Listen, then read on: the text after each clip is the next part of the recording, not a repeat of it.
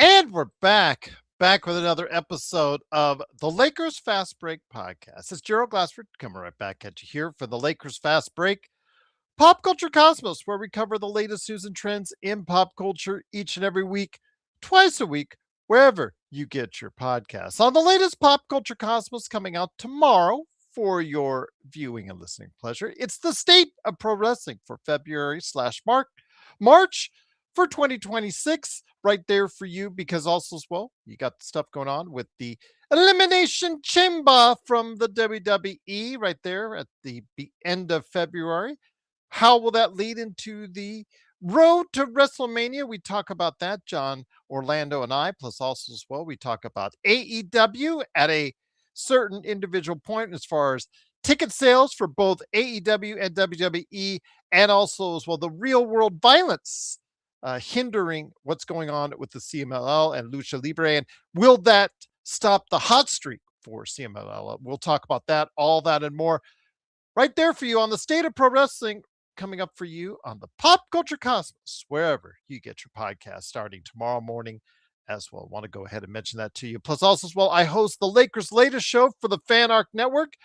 I'm going to be dropping another very interesting Lakers latest. Stress, calm down, stressed out, Lakers stressing you out. Everybody take a deep breath and exhale. Inhale, exhale. Because the Lakers are getting everyone stressed with the way they're playing and the way they're being coached, the way they're being run. So I'm going to go ahead and make sure I've got a good one for you tomorrow morning on Lakers Latest as well. Right there, part of the Fan Arc Network. And if you don't know where it's at, that's okay.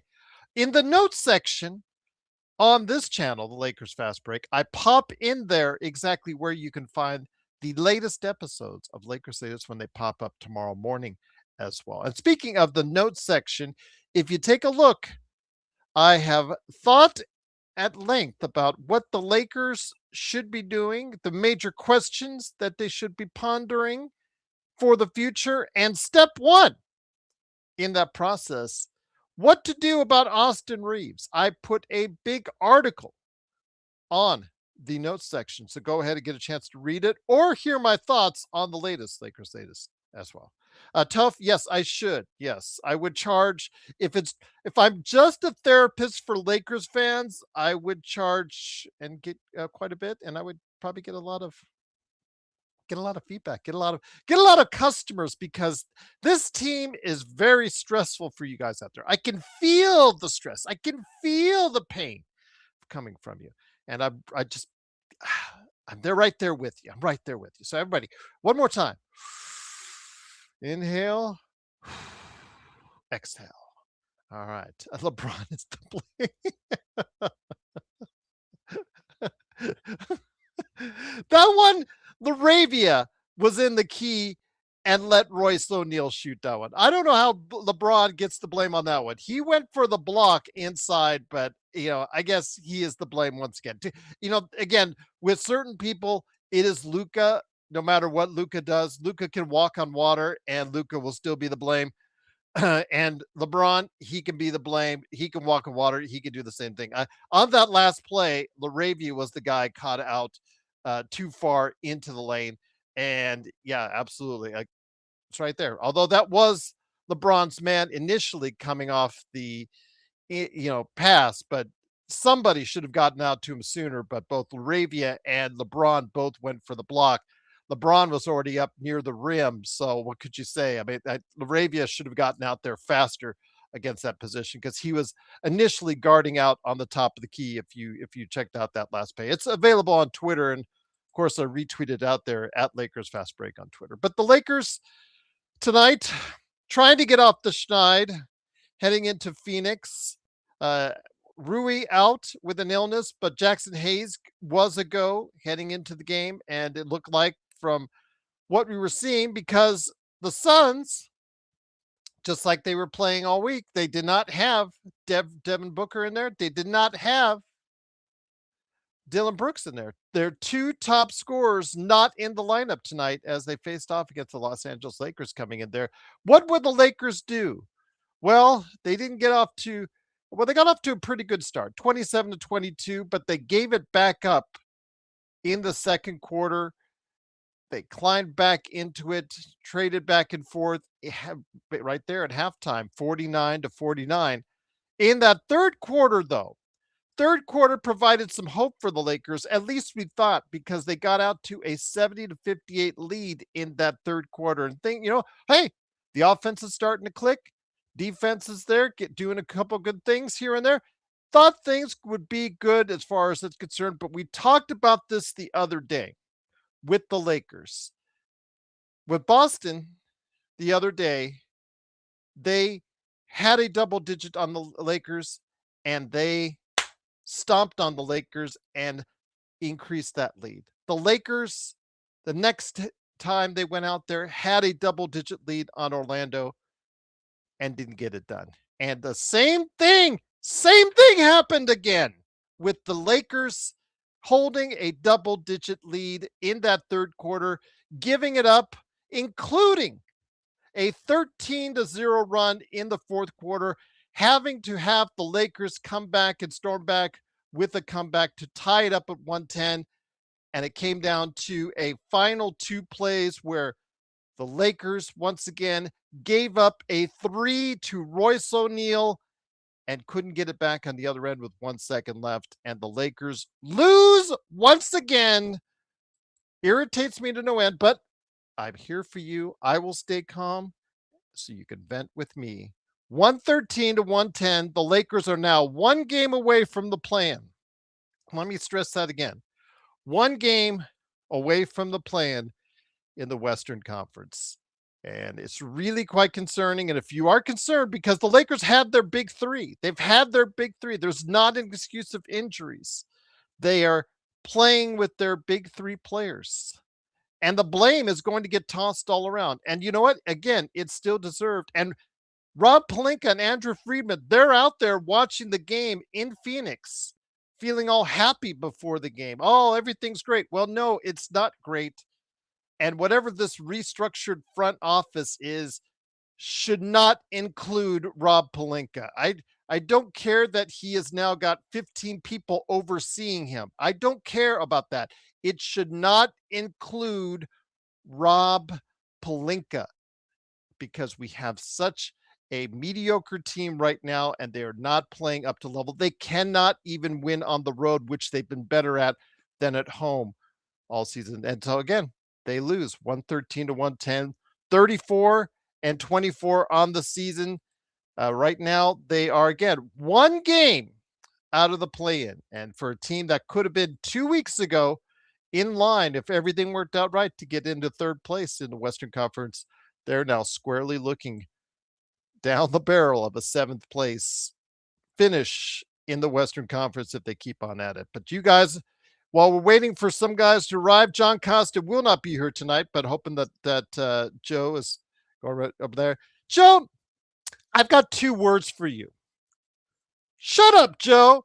You're the one that loves the front office for Brad Stevens. You're the one that's come on this show and talked about your love for the Boston Celtics front office, your love for the entire Boston Celtics roster.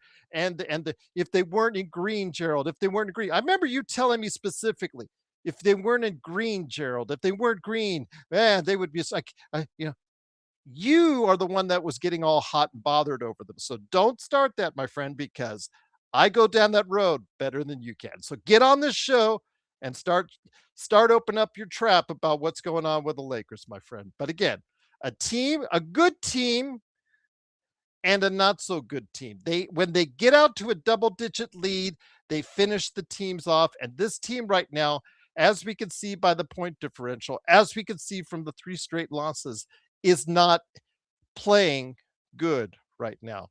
So I'm not here to give anybody a bunch of BS, Joe. So you want to get on the show, get on the show. You know the link. I already gave it to you hours ago. Let's see if you can read your email and get your butt right here on the show to talk some smack because people want to hear you rant. They want to hear your stuff. So go ahead and get your butt on this show as soon as you can. It is, of course, Gerald Glassford. Thanks again for watching, listening. Truly appreciate it. Don't tell me that because he has praised Boston well, much more than I have. So much so that I was going to check to see if he has a four-leaf clover sitting somewhere in his office. So there you go. So don't give that. Don't give that to me, Joe, because I'll give it right back to you, to you, to you. Yes. John. Yes, Joe says John Costa won't be here tonight. He asked to John Costa for no reason. Where's my LBJ jersey? I don't know. So I don't have one. I have a couple T-shirts in the house. I have of course, from my man Drip Show, just like I have this here. I have two canvas arts. He sent me a LeBron canvas art. Go ahead and make sure you stop on by at Drip Show Shop on Instagram and Twitter. So Eduardo, again, LeBron, he was initially guarding Royce O'Neal on that last minute play, but when he went to help out and go for the block, Laravia was slow to transition over and defend that three. And again, if you want to put it on LeBron, by all means, but still, tonight a terrible performance overall for him though. 7 of 16 shooting, 0 of 3 from 3. At this point, he should just stop shooting threes because he's absolutely terrible at it. Right now, he is one of his worst years, if not his worst year shooting at three. Just give it up at this point in time. But 15 points for him only. Luka Doncic, 41, 8, and 8, a very efficient 41, 8, and 8 for him for this evening. But Austin Reeves struggling as well, 14 points, 3 rebounds, and 2 assists. The guy who I talked about on the latest Lakers latest, the guy who I wrote about in my column here in the notes section for this channel. Austin Reeves, the guy who's looking to get paid, is not helping us out as well either and not providing as much within this big three type offense. Marcus Smart, 13 points for him. DeAndre Ayton, after a game where, you know what, right there, played okay, but gave up a lot of offensive rebounds on the previous game. Today, it was just the fact that he was just not there. 2 points in 23 minutes. I don't know, just basically looking for him because he was just providing nothing for the Lakers today. Jake LaRavia, again, outside of that miscue, 11 points for him off the bench. Only 25 points off the bench for the Lakers. Once again, one of the worst bench producing teams in the NBA, if not the worst. So Jared Vanderbilt, 0 points for him. Luke Kennard, 8 points. Jackson Hayes, 6 coming back from his injury. But yeah, overall, just again, to be up 70 to 58 in the third quarter, and they let it go. They let it go indeed. But let's hear what you guys have to say. John says, I really dislike this team, Gerald. I don't think I've ever dreaded watching a sports team as much as I dreaded watching this poor excuse for an NBA team. And this is a team that's still above 500, but this is the expectations we as Lakers fans have. And to see this kind of ineptitude is there, but I'm not going to let JJ Redick off the hook, John. But I agree. You're preaching to the choir on that one. This is a truly substandard team, and it's even below a lot of our expectations because if for those who had the team fourth or fifth in the Western Conference finishing, this is now even below that plateau. And it could get even worse because they could be finding themselves in the play-in by the time the weekend's over, which is absolutely depressing. JJ letting the other team go on a 13 to nothing run and did not call a timeout during that period of time. I don't know what he was thinking. They gave up a 12-point lead. They also went ahead and gave up that 13-0 run in the fourth quarter. I just don't know where his head is at. I don't know why he didn't pull the trigger on the timeout. It just seemed like he was just watching it all happen and doing his best Darvin Ham impersonation by keeping his hands in his pockets. And it just looked like he had no clue how to stop the Phoenix Suns. The Phoenix Suns, who didn't even have their two top scorers today. But again, a lot of the blame is going to be going around. And again, it is what it is. But looky who decided to crawl into the web. It is, of course, the good man indeed. We go at each other, but it's all in good fun. It is a good man indeed. You got to go ahead and check out Sinblades, Sinblades with a Y.com. Also, as well, check out the Joe Soro experiment. See, we insult each other, but I still give him his props and his plugs. It is, of course, the Joe Soro experiment. Joe Soro himself is here. Joe, good to have you here. The Lakers, another disappointing performance, questionable coaching decisions. The Lakers, again, despite everything that went on during the game, still had a 12-point lead in the third quarter. Same thing with Orlando. Same thing with Orlando. They had a double-digit lead in the third quarter and let the rope get away. Well, they can't rebound. Until they rebound, they're gonna continue to be mediocre, and they really don't know what they're doing. It just looks like a bunch of YMCA type offensive sets, and that's the reality of that. I don't know what else. I just don't know what else to call it. We can sit here and blame everything on the planet on this. I try to change it up. I was blaming Danny Green on the set of Sportsnet just so I could break up the monotony a little bit. I don't know what the hell. I don't know why. There's a difference between Sportsnet LA and Sportsnet Lakers, let's say. Mm-hmm.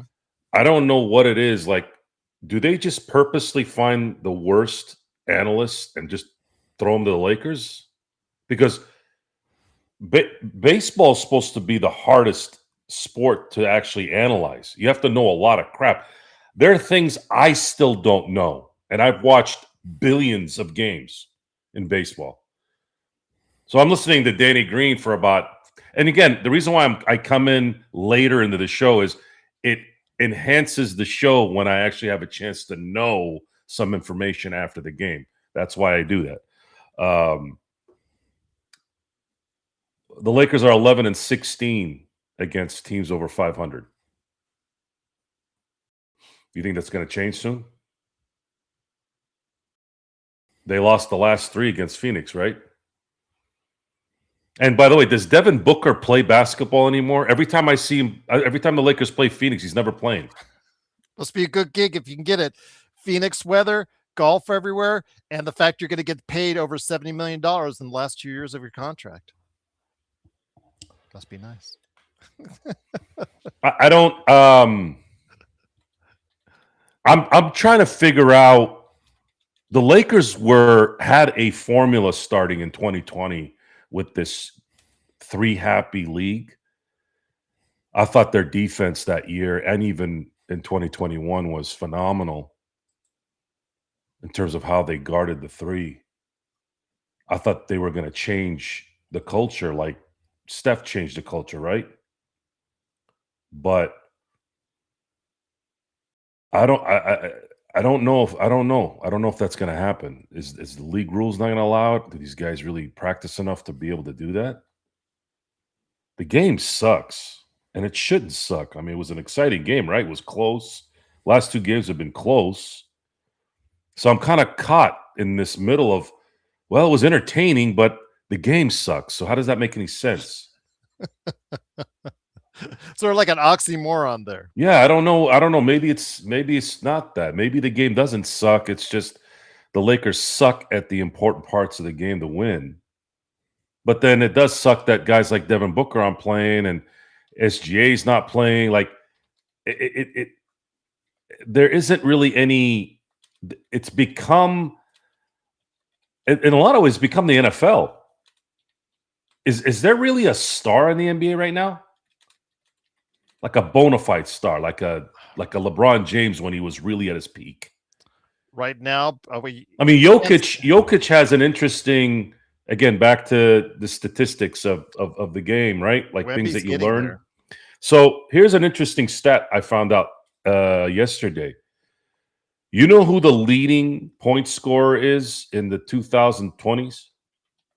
Who is it? Jokic. We've talked about him already. We've Right? both I'm we not done both yet. have said that Not he's done the yet. best player of this Yes. decade. Yes. I'm not done yet.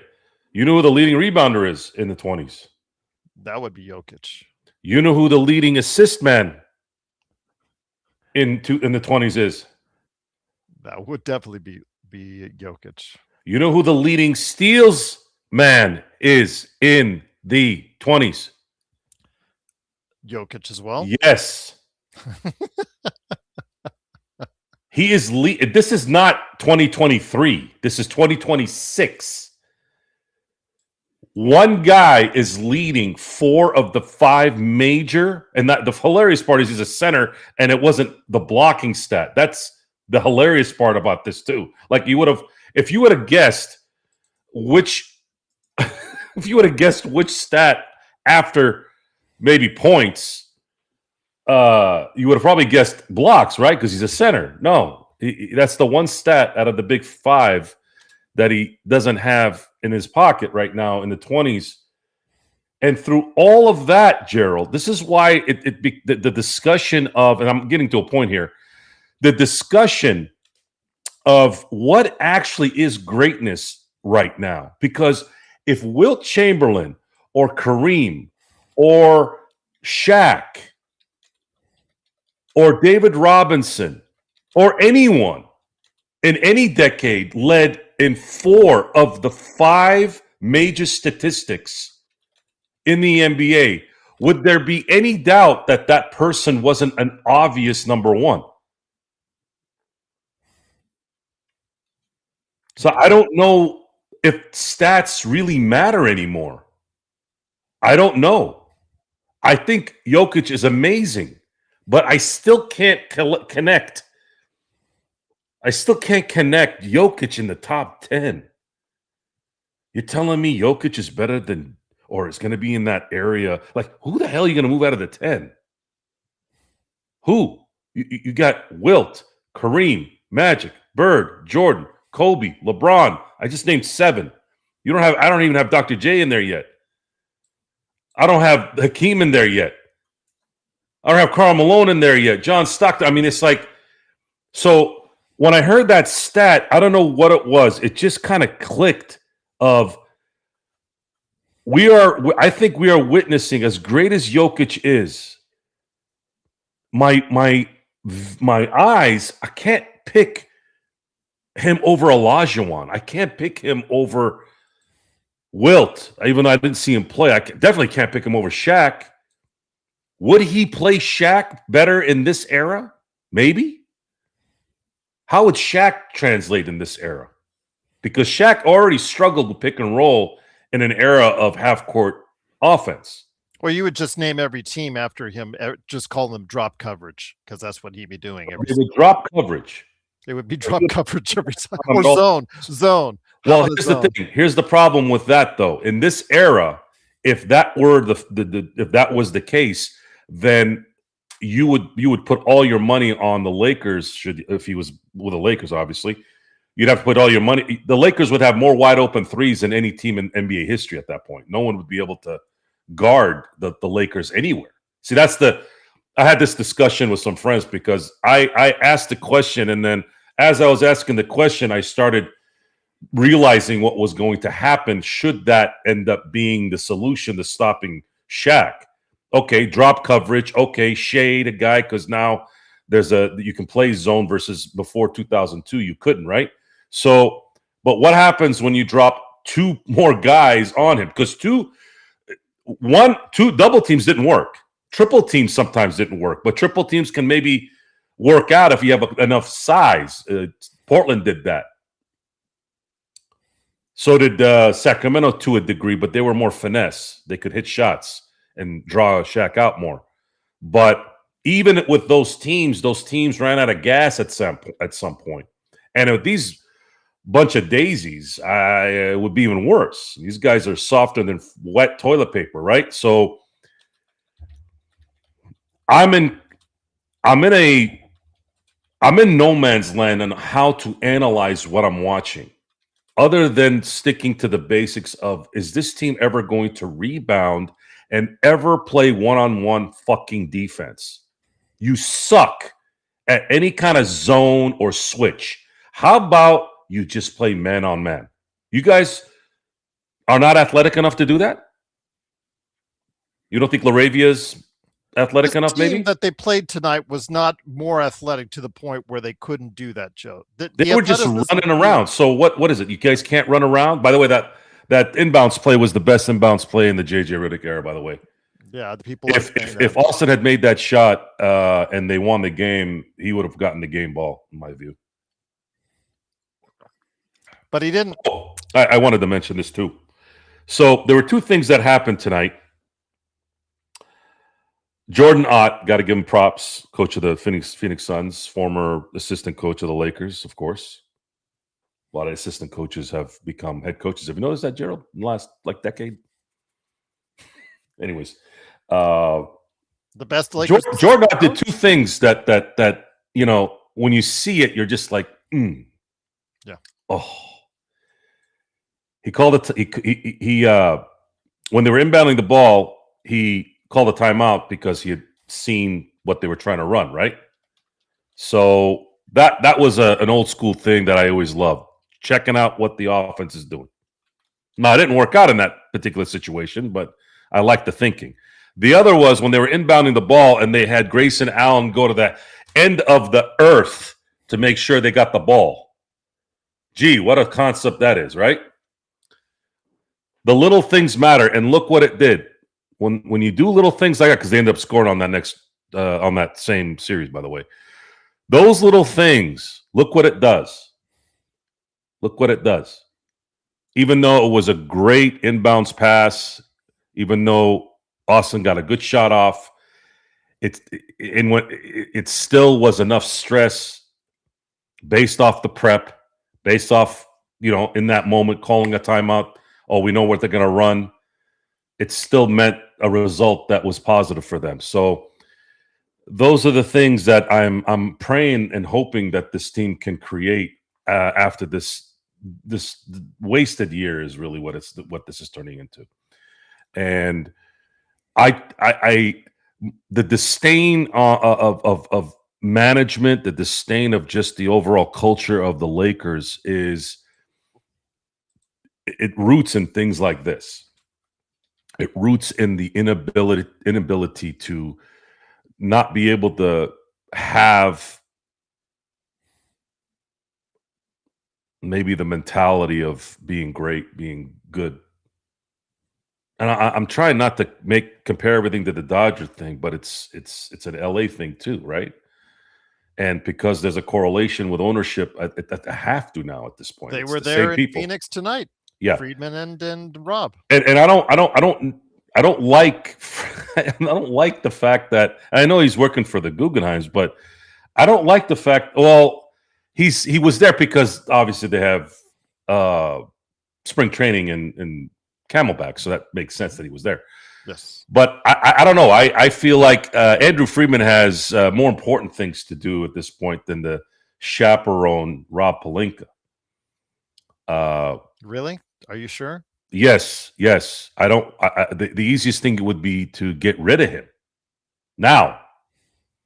But my guess is they want to wait a little bit so that Jeannie feels nice and cozy before maybe they harp on him enough in the next few months to where he quits. That's kind of what I'm hoping for right now. At some point, he will be gone. There's just no way I just don't see him being here that long. Anyways, I don't know. I don't see it now either. I mean, yeah, this team is now getting to where and it's below even our expectations, Joe. It's now going below our expectations as well. There's so much Oh God, I'm just trying to get. I'm trying to explain this so it's not redundant. When you clean a diseased, when you clean a diseased anything, there is no cleaning. It's you just got to kill it. You got to throw it away. You got to burn it. Mhm. Not going to happen right until this thing is done. It's not. It's not going to end well. It's just not. And I don't even know if I can blame the players. Would you? Mhm. Other than I mean, DeAndre Ayton is just being DeAndre Ayton, right? The DeAndre Ayton experience. This is what they This is said, and Clinton this is what we Capella. said that we would sign up for. And I mean, they can't do anything, right? I mean, but why not? At this point, just go. Like if I'm JJ Redick, I'm in that locker room. Like, what the fuck were you thinking? Saying what you said out of all this, you're the one standing around waiting for offensive rebounds to go to the other team. We're not making you do that. You're not even playing like Clinton Capella. You may be playing worse than him. At least Clinton Capella, when he was, able, was getting rebounds. The thing that they need you for is to make sure you get the ball back. And every time I'm seeing him shoot a ball now, he's missing. It's a diseased culture. And the only way to get rid of it is to clean it out. That's it. And it's gonna get cleaned out. We just have to wait. But it's hard, man. It's hard. I'm just not. I can't get this pit in my stomach out when I'm watching them play. They're just so bad at playing sound basketball. And some of these guys they have some talent. Like, what is the deal? What is their problem? You can blame JJ Redick all you want. Sure. Yeah, maybe he has some blame to it, but I Well, don't know. I'm tonight not. he did. Tonight, I want to put a lot of blame on him. So what could he have done tonight? Well, first of all, you got to figure out when you have a double-digit lead with 5.5 left in the third quarter. You got to figure out ways to go ahead and find ways to extend that lead. This is 2 times in a row where the Lakers have had a double-digit lead go, halfway into the third quarter and let it go. They just let it go. And in that fourth quarter, Joe, they went on a 13-0 run, and JJ was just watching. JJ just instead of just stopping the momentum right away, he just let it happen. So that the Lakers would have to do the fake comeback and come all the way back from 12 points down, actually, just to have a miraculous chance to even get close to win the game in the clutch time, so to speak. I mean, people, again, they're going to go throw that clutch time record at us. Well, the Lakers, because of their inability to stretch out leads when they get them, that is a part of the reason why they have so many clutch games, Joe. And JJ Redick tonight, letting that 13-0 run happen, not stopping the momentum a lot sooner, that was a key point where the Lakers had to do everything they can just to get back in that game.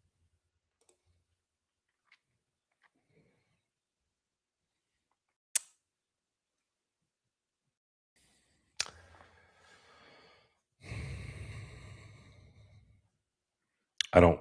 You and I I don't are know. on that island of JJ Redick. We're not fit for him. We weren't against him, but I'm slow. I'm not slowly. I'm not quickly starting to paddle my boat to JJ Fire Island. I don't. I don't. I'm not going to get into firing and all that. I think it's so cliche to just go that way. This is a top to bottom problem. I just think the culture in LA for the Lakers is just not good. Well, It's this is a problem. The entire organization right now. there's also a combination of the culture of the NBA too. You have a weak commissioner with a game that a lot of people are not really into. And then on top of that, you have the Lakers with this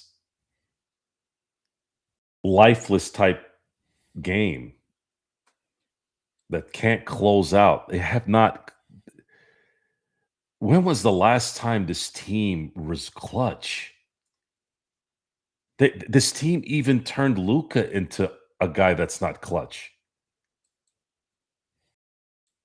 That's the weird thing. This thing was here, and then it turned Luka into this. That's why I don't try to dog on Luka too much, because these issues were here before he got here. If this was Luka in year 3 and it was going on, that'd be like, yeah, this guy's not going to do it. He's not doing it. He's got to change something up. But there's nothing that's changed since the day we've got him. Like, nothing's changed. His stats are his stats. That's it. And that's why I brought up the Jokic thing. How does a guy drop 48-8 and still not win a game? That's nuts to me. And blaming LeBron James, yeah, I guess you can blame LeBron, but I'm not really blaming him on the court. I've been blaming really his aura, really his atmosphere, the all-encompassing atmosphere. But see, that's this is your fault, the Lakers' fault, for putting this extra year on when they didn't need to a couple years back. What was the point of that? Why did it take Mark Walter to make an announcement that he's going to buy the team, and then they smarten up? You're telling me he didn't have a say in that? Because you could have been ahead of this by now, right? It would have worked out perfect. Because that's what it's going to need to. That's what it needs to be, and it's really not about the blame anymore. It's just I'm tired. We're tired of watching. We're tired of watching this team. It's not a fun team to watch. It's just not. Game was exciting, because it's close, but you're watching these guys. And I sent a video on our chat, I think it was this morning. This guy came out of the Orlando game, and he's like, these guys don't want to play defense. This was what he was saying. These guys don't want to play defense. It's a lot easier to scope the atmosphere there in a game when you can actually see everything, right? Without the camera being kind of narrow on at home. But it just doesn't. These guys are they don't really care. No one cares. It's not just a Laker problem. So, is the Mark Walter group going to create the care? I think they will. I just want them to get rid of the disease next to them. I know they probably have to make a deal. I get it. To make it, to get it done. So I get it. But the sooner this thing gets fixed, the better, hopefully. It's probably going to take a few years, because they got to, make them feel good during the transition. That's probably part of the deal. But I'm looking forward to that process, because I do believe it's going to happen. And once that happens, then I think we can start enjoying these games a little bit more.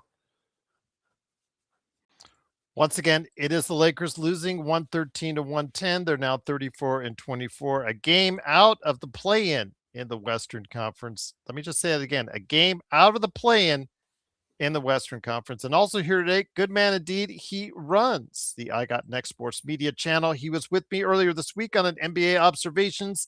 It is, of course, Legend, great to have you here. I don't know if you saw for one of your teams that you follow, the Atlanta Hawks, that they will have a tribute night coming up in mid-March for Magic City, Atlanta's famed strip club, with those chicken wings. I'm sure those chicken wings will be flying there, but guess who the opponent is? It is the Orlando Magic. So yes, thought that was fun. I think that is a really hilarious promotion. Yeah, it's kind of hilarious how they did it. Yeah, absolutely. But your thoughts on the game? Again, the big three, there's just no excuses anymore that we can say at this point. Because again, you have virtually your entire team there. You have your big three. This is what you envisioned when you started out the season. Yet when they're all together, they don't look like they can all click at the same time. They don't win against 500 or better teams at a very high clip. It is just not looking really good at this point in time. Yeah, this Big Three experience has pretty much been a disaster. It had its moments to look good, but I think at this point it's pretty obvious it just ain't gonna work. And it's probably best for LeBron to pack it up and head to either Cleveland or wherever you plan to go to. Because I think his time in LA it looked like it's over. It looks like this trio have, you tried it, it just ain't going anywhere. And this team would benefit more with him probably leaving. And then the other thing I would probably say too is I think the whole Aiden experience has pretty much went the way I kind of thought it was probably going to happen too. Seen it happen in Phoenix, seen it happen in Portland, and now it's happening in LA too. Welcome to the Andre Aiden suites. That's how it works. So I guess he is what he is. So I don't know what else you can do to make a guy get his motor right and play ball, and now you complaining about being compared to Clint Capella and stuff. So it's been pretty much a disaster. I almost feel like it's like a ship with holes, just starting to just poking and poking and slowly sinking. I don't know what to say at this point. It's like it keep getting lower and lower every day. Absolutely, and it continues with a 3-game losing streak. Again, great to have you here, legend. Of course, it is the Lakers losing once again, 113 to 110. Joe, Frank, great to have you here. Frank, as we used to say. Great to have you here. Again, he's a big time Dallas follower, but he has a good point, Joe. He says, Joe, if it takes the Lakers a few years, as what your words just said, to become a true contender in the NBA, do you think Luka will be content staying in LA by then? He says no. Well, where's he going to go? We'd have to demand a trade. Do you think he might? Where? I can't foresee the future, so I wouldn't know where exactly, but he's going to average 33, 8, and 8. And if the team is going to be still stuck in purgatory like it's seemingly looking like it is now, I don't see Luka being happy. This is not going to be the team next year. It's just you got to wait till this fucking year's over. This was always the plan. That's why they didn't extend LeBron. Look, you want to blame fucking people? Blame the fucking idiot moron PA for agreeing with this stupid fucking CBA, with this fucking idiot of a commissioner the last 5 years. Why are you? We can't do anything. You can't snap anymore. You can't. They just signed Bennett, former Virginia coach, so that they can start drafting people. Do you know who the Lakers have drafted the last 5 years? No one. Nothing. They've got nothing. And even the free agent that they hit the lottery with, they fucking let him go. And then now they have Austin Reeves. That's it. That's all they got that they haven't brought in. These guys cost the turnaround issue. Lakers can't just go trade for people. They can't just go sign people anymore because they wanted this stupid-ass socialistic fucking dildo of a freaking agreement so that everyone can be even, so that we can watch Oklahoma City and the Indiana Pacers in the fucking finals. When the fuck has the NBA ever made any money watching a bunch of fucking mid-tier fucking in the middle of the country fucking championship games? When? Did anyone give a fuck about the Seattle Supersonics in 79 when they won? Or the Washington Bullets? No. You want to know when the fucking NBA became the NBA? When the Lakers and the Celtics won 8 of 10. When Jordan went 6 of 8. When San Antonio with Duncan, an all-time great, and the Lakers were winning how many in the 2000s? How many did they win? 5 and 3, 8 and 11 seasons. When were the ratings really good recently? When Cleveland and Golden State were in the finals 4 years in a row. When did shit hit the fan? When every other year was a different champion.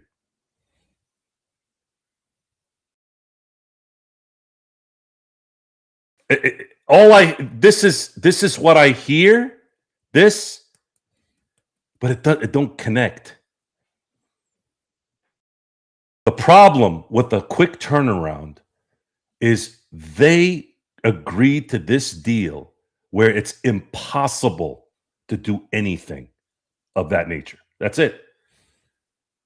So where's Luka gonna go? Minnesota? Milwaukee? Then what? What, he's gonna get to Boston? What, are they gonna trade Tatum for Luka? Where's he gonna go? The Wizards? The Wizards are gonna have a lot of money this summer. He's gonna demand to go to the Wizards? Oh, wait, Trae Young's over there. How the fuck's that gonna work? Oh, Miami. He's gonna go to Miami because Pat Riley's the GM. What has Pat Riley been doing the last 5 years? Pat Riley has not won a championship in Miami since LeBron left. And they underachieved, by the way, during those 4 years. They had no business not winning 3 out of 4 at least. Should have been 4 for 4 if you're talking about LeBron at his peak. This team needs to get gutted. Not 100%. It's not very realistic in the NBA. You're talking about a superstar in Luka Doncic. You're talking about a very good player in Reeves. The problem with Reeves, though, is you cannot pay him max money. You cannot pay Reeves max money. You cannot. Sorry, you have to let him go if he gets a max contract, which even that's impossible because you can only get him for 4 if he's going elsewhere. So the Lakers have to gut this thing at the end of the year. I don't know if they're going to get rid of JJ. Probably not. They're probably going to give him a shot a little bit when they start forming the real team. And then I got to see how this front office plays out. I just can't see how they're going to give Rob Pelinka any legitimate responsibility where it matters. I just cannot imagine it. I don't care what they say publicly. I don't give a shit what they say publicly. I don't believe anything they say. It's all PR. It's all so that they're not disrespecting anybody. But the Lakers need to get rid of hamheads like Ayton and LeBron's circle. The LeBron circle, you want to blame that piece of dumb shit fucking agent it is for creating this whatever, that's fine. But that problem has been there for a while now. This didn't just happen this year. These guys have been dildos for like 4 seasons now. How much more can we wait for these idiots to figure out what's going on? They don't know what the fuck they're doing. They don't have a fucking clue what these guys are doing. These guys, Rich Paul wouldn't exist if LeBron James didn't exist. He'd be selling CDs in his fucking trunk still to this day. So we have to wait. That's it. There's nothing else to say. I've been saying this almost on every show. We got to wait. Got to get this season over with, and it's going to end. It's going to end bad. It's not going to end good. This win tonight would have probably guaranteed the Lakers a 6 seed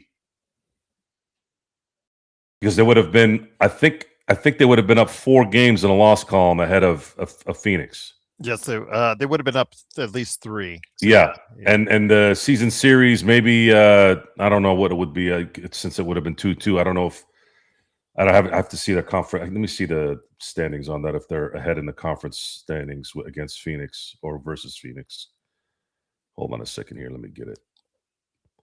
Again, it is the Lakers losing 113 to 110. While you're doing that, so they're ahead. Yeah, so they're ahead in conference play. So had they won today, they would have been up 4 games with the tiebreaker, which would have been 5 games. They would have all but probably clinched a 6 seed, unless somebody got hurt that was significant and they went on like a 5 or 6 game losing streak. Because the next 3 games are to bottom feeders.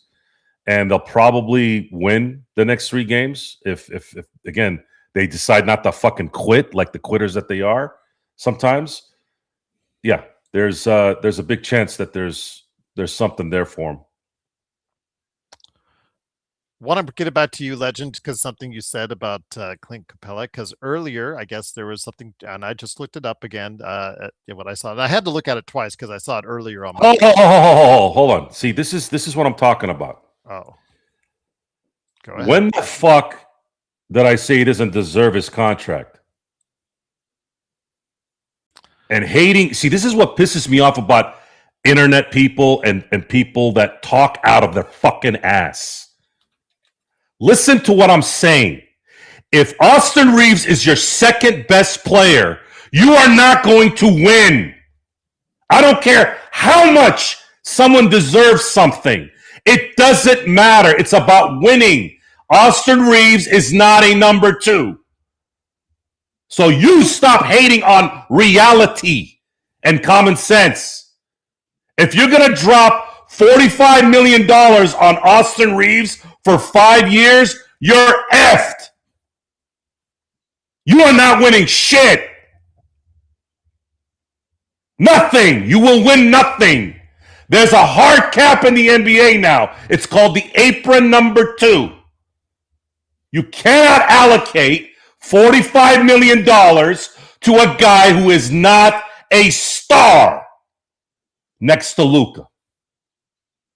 And the Lakers don't have draft capital to go draft 5 or 6 guys and develop them to be a bunch of pit bulls around Luka. You don't got that either. Because Palinkas traded all of it away with Rich dumb shit Paul and all those dumb shits that are still around.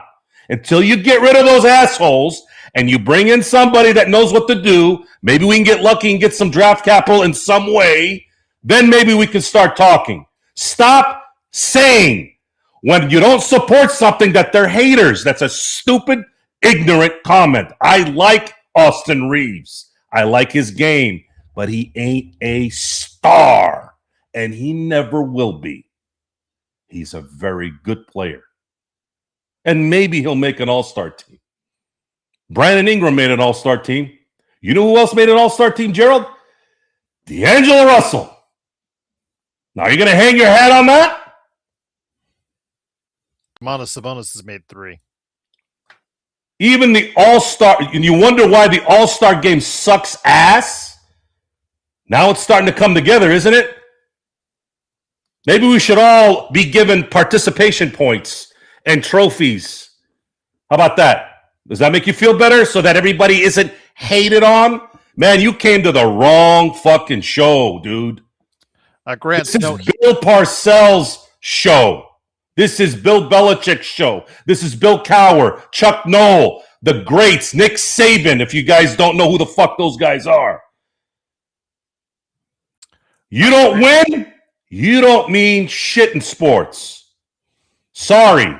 You make your money. Hey, they make their money. They're all everybody that makes it in the pros won in life. Good for them. Congratulations. I don't give a shit. I'm watching to watch my team win. If you can't help my team win, then you're useless. I don't give a shit about your money. I don't care how much the owners have. I want to see a winning product. And I'm sorry, I'm not gonna bow down because, oh my God, Austin Reeves is a nice guy. Yeah, that's great, but he's not a number 2 and he's not a star. Sorry, he's not. Never will be. He'll be at best, a number 3. But you got to have things around. You got to have things around that team that are solid, and that's facts. That's not anything other than facts. And that's with a C and a T and an S at the end, not an X. Grant, so I don't think he said clinched a 6th seed in that sense. He said that if the Lakers would have won tonight, they would have been 3 or 4 games ahead in the loss column and won the season. They would have been 4 ahead, and then they would have had the tiebreaker at the moment because they have the conference lead in terms of percentage. So it would have been a higher likelihood of them getting at least the 6th seed, Grants. That's what he was trying to say on there. So if there was any confusion, we apologize. I thought I said all but clinched, but maybe I didn't. I don't know. That's what I meant to say. They would be in the driver's seat, to use the vernacular, as far as I'm concerned. And by the way, don't talk down to me, bitch. Don't talk about blabbering. If you've not been on the show long enough, this is what the people want. So you got a problem with what I'm saying? You want to call it blabbering? Get the fuck out of here then. And fuck off. Go blabber your fucking face off. Stupid bitch. You wonder why I kicked the new viewers. You think you're gonna be a tough guy over the fucking chat? Blabbering?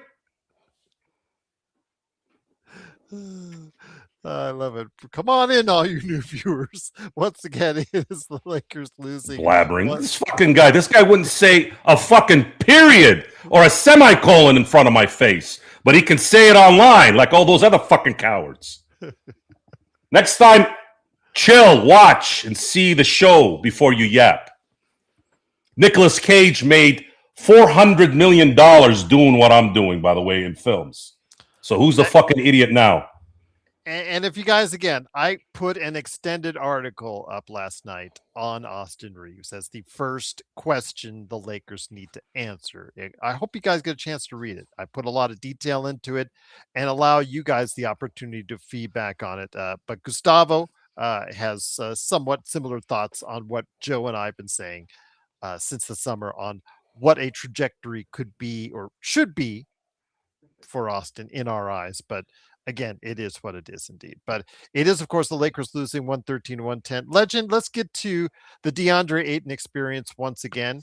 At Trip Show Shop on Instagram and Twitter, and wherever you get your social media. Please go ahead and check it out. All the great stuff, including the pillow, canvas art, and more t-shirts, hats right there for you at Trip Show Shop on Instagram and Twitter. Legend, I don't know how this was brought as far as what context. I don't know if he said at a press conference or a reporter caught him on a bad time. But I guess, or if he said it out, just playing out a day of social media on Instagram, it looks like. DeAndre Ayton said, quote, "They're trying to make me Clint Capella." Now, Capella had the last laugh after his non-performance tonight. But your thoughts on that, my friend, because again, like you talked about with the DeAndre Ayton experience, thank God we don't have him on a truly expensive contract, because then it really would be hurting, my friend. Yeah, I don't know what Aiden was expecting, but my thing with him is you pretty much knew what the Lakers needed you to do when you signed that contract. There's no way they didn't tell you before you signed his contract, this is what we expect from you. You sign up for that. So like you can't get mad if they're using you that way. That's what you agreed to. But you're at the point of your career where you shouldn't be complaining. You're on the verge of falling out the league, man. At this point, you might want to play a Clint Capella role just to stick in the league. But it looked like you failing to do that. And I'm not sure why you're taking a shot at Clint. Clint in his former days, with the Hawks and all before that, he was a really good player. If he was half that right now, he solved a lot of Lakers' problems for that in that center position. So it's like, but like you said, at least you ain't got him as a long-term contract. He can get his ass up out of there and go find somebody better because he done wet the bed enough this season. If I was a Laker fan, I'd be done watching him. Well, Clint Capella has played 11 NBA seasons, Legend. The book is out to see if DeAndre Ayton will be playing 11 NBA seasons at this point. He be speaking Chinese. Oh, like Antonio Blakeney, who we just heard about on Pablo Torre, finds out who is the co-conspirator number one in the federal lawsuit. Most likely, as discovered by Pablo Torre, finds out that he was the one throwing games along with Terry Rozier and all that, allegedly. So very interesting indeed that they were able to go ahead and do that. Nick T should have kept Trey Jameson. Seriously? Ooh. That's the best you can do? God, Nick. I mean,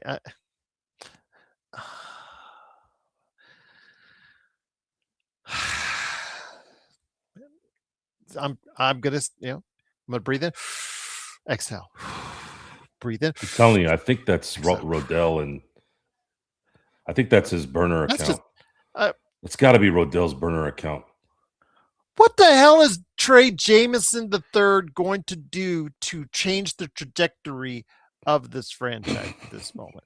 He doesn't even get burned on the Knicks. Oh Yeah, man. there you go. Yeah, Wayne Gabriel. That was the one I was thinking Exactly. about. He's just Isaac Bonga. I he's got just thrown doing it for Isaac attention. Bonga There's no the other other day. reason. I got thrown Isaac Bonga the other day. Nick And T, go bother that dipshit that was talking just 5 minutes ago. Go bother him. Get him out of here. yes, the one that said you were babbling. Yeah, or brabbling or grabbling. Apparently, I said brabbling or whatever the fuck he said. Becca Driver says, not gonna lie, I was hoping the Lakers would win, but I put my money on the Suns. It was too much for the Lakers. I know that feeling. I don't bet against the Warrior a couple times, made money too. So don't Hey, worry. you gotta think with your head, not with your heart, when you're making those bets, because they aren't gonna pay your money back if you lose. So I'll just leave it at that. At least Trey would show some.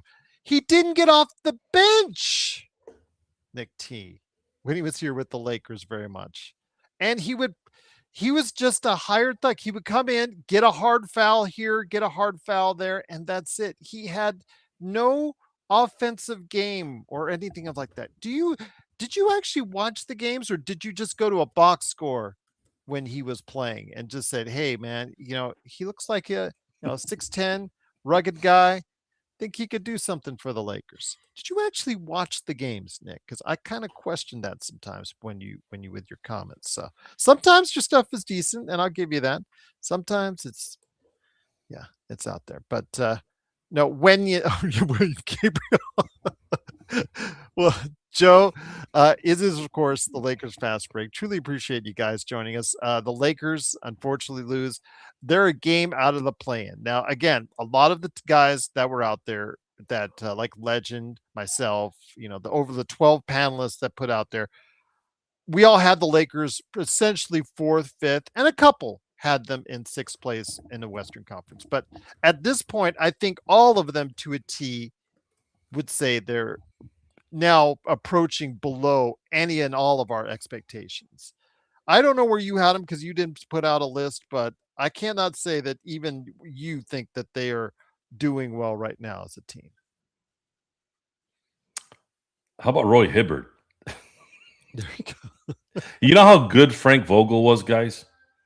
Bring back Alex Len. You know how good Frank Vogel was? He was a couple free throw makes away from beating LeBron in his prime, right? Or at least very good chance of beating him. And then he made Roy Hibbert a runner-up Defensive Player of the Year. Just a little bit of history there. Mo Bamba, there you go. Where's Mo Bamba? Didn't he just sign with Washington? Yes. No, I think was it Washington or was it Memphis? Indiana. Indiana? Let me find out. I think it was Indiana. Let me make sure. Or was it? No, it was Utah. It was Utah. My bad. It's Utah. Yes, it was Utah today. And then also as well, just to show you, Legend, and just to show you, Joe, you can make it in this league if you keep if you keep on everybody's good side. Well, let me address something. Taj Gibson just got signed as well. Yeah, he's 40 years old. Yeah, that's how bad talent is in the NBA. But hey, no. It's okay. It's okay. Silver wants to expand. There you go. And he doesn't want to move anybody. Oh, and by the way, Memphis, I thought this stat was hilarious when I read it today. Memphis had cheaper tickets to their game than a McDonald's fry order. That is correct. They did. Was it $4? $4.79, and then there was a $2 ticket to go to Memphis. Okay. A 2. Okay. Yeah. Okay, because I know it was down to 6 what I saw. I know people in Louisiana. Half of them don't know there's an NBA team there. I don't know what the hell they're doing over there. So, anyways, I want to tail into what Jeremy said about Luka-centric offense. Jeremy, I have a response to that and a answer. I want you to imagine something here. Imagine a front line that can rebound and be functional on offense, and then imagine a second star with a really good third guy that will not allow Luka to be compromised at the top of the key or behind the arc. Just something to think about. because that's what they're going to build here for him. It's going to happen knowing the history of the current regime that's coming in. We just have to wait. Okay. Well, wait, we will. Now, if Luka still can't get over the hump after that, then you got every reason to say, well, maybe Dallas was right. Maybe he wasn't fit to win it all. But let's talk about that, Gerald. What do you think about Steve Nash? The player or the coach? The player, not the coach. No, the player. Okay. I just wanted to make sure, clarify. The player, I mean, again, two-time MVP. During his play, what did you did anyone? I think I was really angry with, not angry, but I was really disappointed in the fact he wasn't more aggressive in his stroke, because he was one of the best shooters in the NBA, and consistently, because he wanted to facilitate and just get that offense into high gear. It it that offense in and of itself is really hard to sustain in a playoff format, as we saw, Joe. But again, I can't continually got frustrated, like, for the fact that, you guys talk about how Luca, when he's struggling, should stop shooting and distribute more. I got frustrated when you watch, as an NBA fan, when you see a player with the skills and the touch of Steve Nash not utilizing it to the fullest. So you saw two different types of really good Lucas the last two games. Number one, the guy that can get you the ball where if you go to the right spot, and the other is you saw tonight, a guy that's lethal from anywhere on the floor. But is this roster really constructed for his talent? The answer is absolutely not. You have three ball handling, essentially guards on this team that perform better when they have the ball in their hands. LeBron is good in spots as an off the ball player, but I don't think in this stage of his career, it's going to be really good. Like if it was 10 years ago, he may have benefited from it because he had the athleticism, the energy, and could play defense and make it work. Austin Reeves is not a good defender. He's not particularly an amazing athlete. Does have good fundamentals to a degree. Can get past his guy, just being able to kind of outsmart them or maybe get a step on them a little bit. And he's got a okay shooting stroke, but Austin would be deadly off the bench. And we saw a little bit of that a few weeks back, but we're not seeing that again. I don't know why, but You know why. Well, I know why, yeah, and that's the reason why. Maybe this is why this thing needs to get gutted. We need to stop with this. We need to cater to the basketball player if his best spot is. And this is not, again, I'm really trying to make this clear. Basketball players have always been divas. This isn't a 2026 problem, a 2025 problem, a 2020. Like, no, absolutely. The biggest divas on the planet have always been basketball players. However, if you look at the history of diva basketball players, you'll notice a certain habit. They don't win a lot. Biggest diva at the beginning? Who would you say at the beginning of the NBA that you probably remember right off the bat? A biggest diva? Mm-hmm. Oh, I'd say Draymond Green. No, I'm talking about like really at the beginning of basketball, the NBA. The beginning of the basketball? Yeah. You probably don't remember the 50s. I don't think there was much going on there. Let's say the 60s. Yeah, I mean, they seem to have a different mentality. You don't hear of many guys that were like talking about in that fashion. It wasn't until, you started to get more personalities in the game, and it was more focused on something else as far as entertainment wise. A little bit more spotlight on that, maybe in the 70s going on from there. But in the 80s, when it became something even different as far as the television is concerned, that's when I think you really started to see the branching out into what type of things you could see as far as, like you said, personalities that maybe don't always mesh with what you would like to see on television. Will Chamberlain was the first diva in the NBA. Yeah, off the court, yes. On the court, I you know what? I think it speaks for itself. I don't give a shit about off the court. I'm talking about the game. How would you say he's a diva on the court?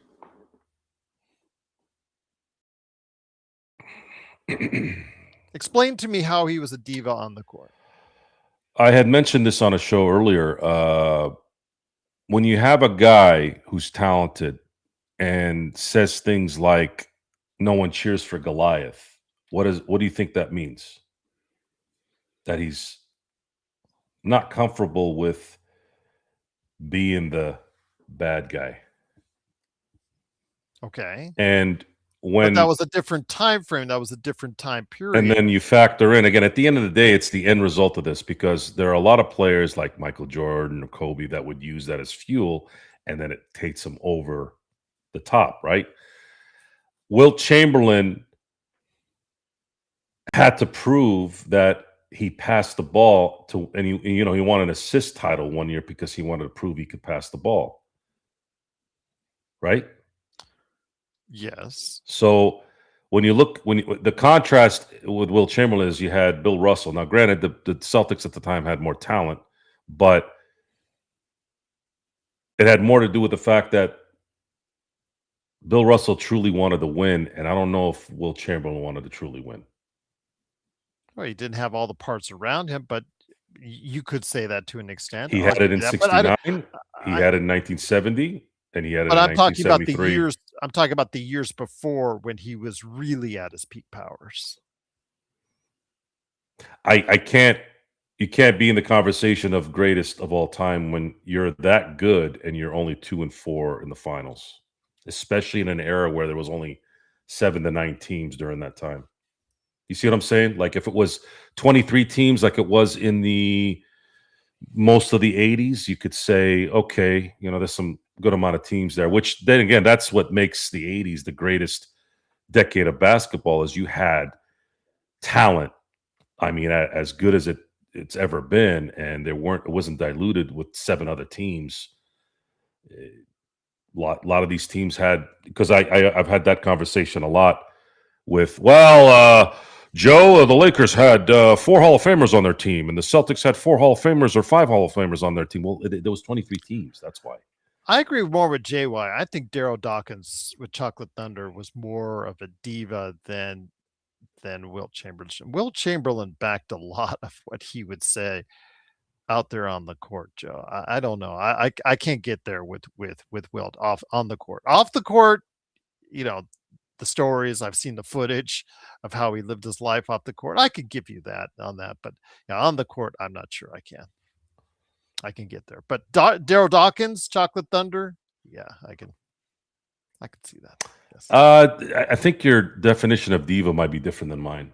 Okay. Dawkins was a personality. I never heard a negative thing about him. No, and that diva can be okay. All right. To me, a diva is like a Terrell Owen type player that messes up things.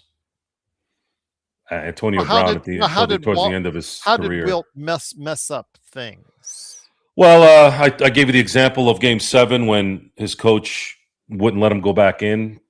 I guess my assumption is that wasn't an isolated situation. That was a build up to something, right? And Bill Russell also criticized his good friend Wilt Chamberlain for checking himself out in a game like that and kind of question his manhood. And I've heard Wilt Chamberlain talk in interviews. Like I said, I can't get there. Amazing statistical player, but when it came to prime time, 2-4. Yeah, there's a lot of players that. Hey, okay.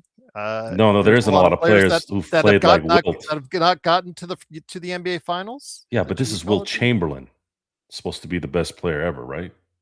I didn't say he was the best player 50 and 30 in a year, right? 50 and 20. You just called him one of the greatest statistical players. No, I mean I'm just saying what I see him as. But other people think he's your great. definition of diva is different from mine, so I'm going to have to disagree with you. Yours is wrong and mine is right. Thank you. No, Thank you mine's right and yours is wrong. No, I'm sorry. I can't get there with the Wilt. Sorry. You didn't live that time, and neither did I, so I don't think you have the right to go ahead. I have every right to say it. No, yeah, but you can also be wrong like you are now. Nah, Yeah. not So, a Legend, chance. let me bring it back to Not you, even my friend. close. Hey, yeah, that's right. You're not even close. Yeah, Absolutely. you're I not couldn't even agree with you close more to that being you're right. not even close You're on not that even one. close. Joe said it right. He is You are not even close. close to what he just said. He is wrong again. Well, you No. can't say Wilt is the GOAT to getting women, though. I give him that. Yeah, good It's okay, point. Gerald. Don't worry about it. You'll make it up next time. No, Joe. Yeah, you just said you were wrong, and it's okay. It's You're okay. wrong, man. Don't worry about it. People will Don't not worry about judge it, you. Joe. You got it, man. Next time you're wrong again. So again, I got it. I just want another one on my Don't book. feel bad, man. How's Be that hard on MVP? yourself. How's that MVP race going, Joe? Wrong again. Ooh, another one for me. That's one with Wilt and one. Guys, this is the same guy that got out of our group chat and said he won in an argument. I won because I did. I made you No one crazy leaves for a 2 hours. chat. No one leaves the discussion with with a win. I was tell, laughing in your tell him, face for Mark. 2 hours. I Tell won. him, Mark. I You won. there? I Hey, won. I I was won. laughing in Click. your face for Hold on, 2 guys. hours. Watch. I just won the absolutely argument. See how dumb that looks? I just won the argument because I just shut him off the stage. So, ha ha ha! I can do that anytime. Oh, big man, you're just showing your IQ there. I'm glad you can count to one. So there you go. I win again. One with Wilt, one so far with the MVP voting. Where's that dipshit that was here earlier? Oh, now you want to go back to him. That's Yeah. good. Oh, there he Good. is. I want to hear where the douchebag in the hat has LeBron ranked all the time. He's right below your mom. He said, "Let's hear it, Tubby." Don't forget that part in there. Just You below your just want mom. to make sure. Yeah, okay. All right. Yep. I don't know, Mark. No, thank you. How about that? There you go. There's a no thank you there for you. So, Mark, keep at it, Mark. Come on. I'll just Xbox. I thought you were better than that. I won the argument with Joe. I laughed in his face for 2 hours. I enjoyed it. I left because He didn't you guys enjoy it. that DM. Oh, I enjoyed every bit of it. My family was just roasting. They Yeah, were my just loving it. ass. They were just loving how much I He was loved it laughing. so much. He I was red in the bounced. face because I was laughing so hard Boing, at Joe. boing, boing, I was laughing so boing. hard in Joe's face the entire time. It was beautiful, best. It was just so awesome. I had him by the. He was going to his gay jokes and his toilet jokes and his toilet. It has nothing. When you get Joe, You're lying now. You're lying. He I was goes just to the repeating what toilet. you said. Oh no! I was just no, Joe. You come off like a douchebag, Dude. You left the chat. You quit. Why would I want to stay there? Because you lost. I spent no. You I don't won. lose. I won. You don't run and win. For How does that make any 2 sense? hours. I laughed in your face. You ran. You lost. You ran. I didn't run. I didn't run either. You bounced. You got out of the chat. That's you. That's not me. I didn't quit. You quit. I did not quit. You quit. No, there's no denying it. You quit. I got you bored left. of you. I you got bored left. of you. You 2 lost. hours of leaving, That's laughing like at saying, you. hey, 2 hours of I'm in a laughing race, and then I 2 left hours of and laughing. won, I though. laughed in Like, your that face doesn't for make any 2 sense. hours. I was You bored left. and It doesn't matter what you say right now. You bored left. and done. Imagine a race. You're racing, right? You keep racing. Boring. You just left. Boring. You left. Boring. That means you lose. That's how it works. You're still dwelling on it, so you know I won. The fact you're still dwelling on it, you know I won. No, I because laughed in your face. you're wrong. Bored. I left because I was bored of you. Bored. It has nothing to do with bored. You left. You lost. lost. I left because I was bored of you. You left because you couldn't handle it anymore. Come on, don't bullshit us. You can't let it go. You lost because you left. You can't let it go. You quit. That I won. I got the best of you. You quit. You can't let it go. You that quit. I got the best of you. I got the best of you, and it's all right there. Right there on WhatsApp. Right there on my text. I got it. I can screenshot Gerald or whatever. Gerald Glassford left. The fact that Gerald Glassford left. The fact that you can't let it go shows that I won. I got you to didn't you lose. in a way that people rarely do. I got to you. It You got you. didn't. You could Yes, I never did get to because me. it's there. It's all on the WhatsApp chat. You're in It's your all own head, there. man. No, I'm You don't not know in where my the own hell head. you I are. don't even think about it. I don't Yeah, even you think do. about it. You dwell on it all the time. The fact that I beat you and you can't handle it. No, I already have an audience that already said I won. What are you Okay, talking what about? audience? They all People just that were there. they listen to your No, toxic they don't need. No, masculinity all the time that they're all nobody grown cares about. adults. They don't It's listen to anything I boring. say. It's They know boring. facts. That's It's what they know. boring. Boring. Legend, you asleep? Boring. So how you Oh doing? no, I'm over here on the phone.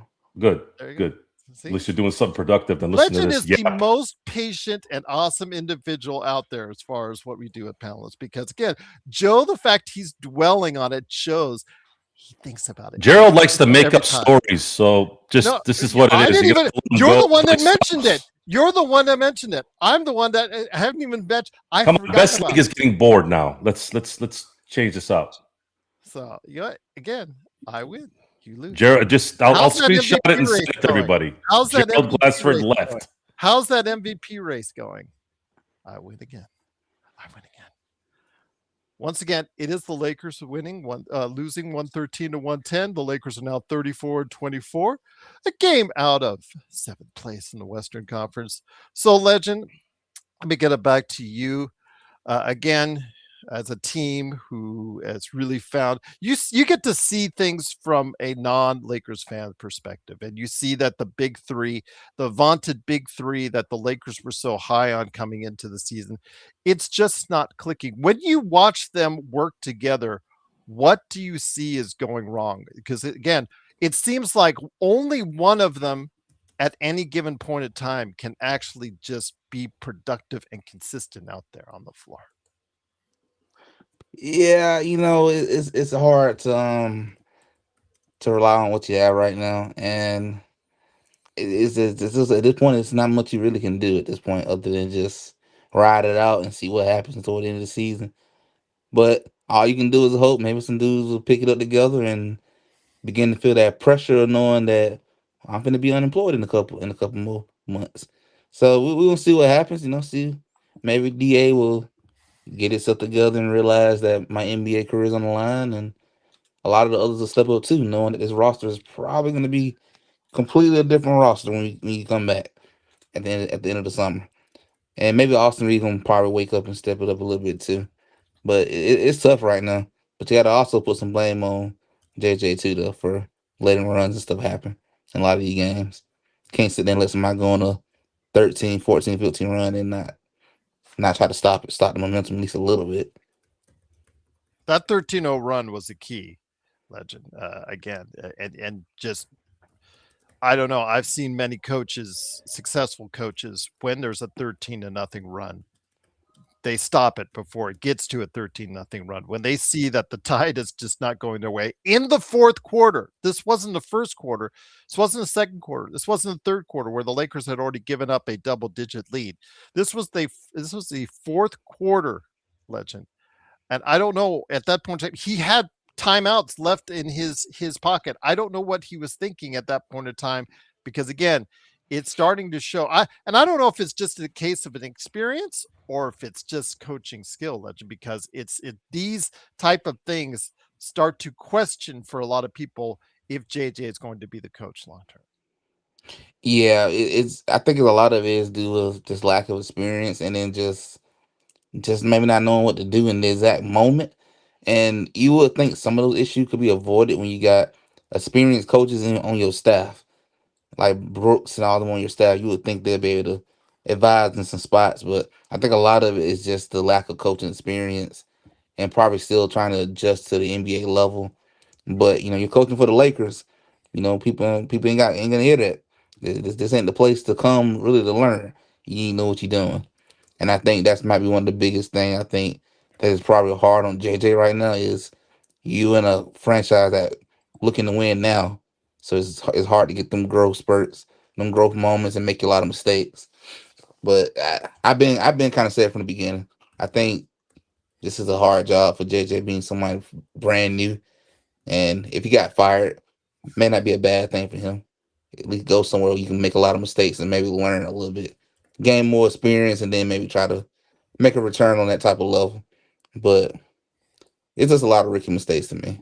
Just a lot of mistakes. He just making as a rookie. You know, they ain't his rookie year as a coach, but just making a lot of mistakes as a new coach in the NBA. Jeremy, he has the email. He got it just the same as Joe and Legend. So I send it out to all the guys. It's up to them if they want to stop on by. And I don't know in advance usually if they're going to stop on by. John's the only one who usually tells me on a regular basis if they can make it or not. So if these guys come in, they're more than welcome to, and I'm always glad they're here. Yes, even Joe, I'm glad they're here. Speaking of which, Joe, the Lakers' next game is Saturday night, 5:30. It is another primetime game for the Lakers against your Golden State Warriors, Legend. This is. I'm sorry, you have to excuse me, Joe, because it's getting hilarious that there's a possibility. And Curry's not back in the lineup yet. Is that correct, Legend? That is correct. That is correct. So, no Butler, no Curry. What could go wrong, Joe? Again, the past couple, 3 weeks, we've seen the Lakers, so many times they could take advantage of these other teams that are not healthy. They're not complete like tonight. What could possibly go wrong on Saturday night? They'll lose again. Are they going to allow 22 threes again? That's a good point. The 22 threes. It's really an unknown now. We don't know if it's mentally starting to just eat away at everybody. LeBron looked like, I mean, he was playing some good defense actually for a little bit, but he can't sustain it though. No, and that's. I hope he do. I just hope he retires. I really do. I don't. Does Cleveland really want LeBron? Do they really want him there? I mean, or if they did, then wouldn't that kind of just justify that they're not really interested in winning? I mean, they really desperately want to keep Mitchell and try to extend him, but that team has already gotten really expensive. They're going to get even more expensive if they keep Harden there. Mobley is now, this time last year, Joe, Allen was the one that everybody thought would be traded and thought removed is among that big four. Garland eventually was, but Mobley has never achieved that level that people were expecting of him when he got drafted so high. He may be on the move. Maybe LeBron would slide in there, but again, at a 42-year-old player coming in there, or eventually 42-year-old player, I don't know what that serves. I don't know. I don't really know what purpose that serves. Then you got to talk about the money involved. Does he take what type of contract does he take? He just looks like right now, even though he is playing better than statistically than any other 41-year-old ever has, it still looks like a shell of himself, and that's definitely not what the Lakers need.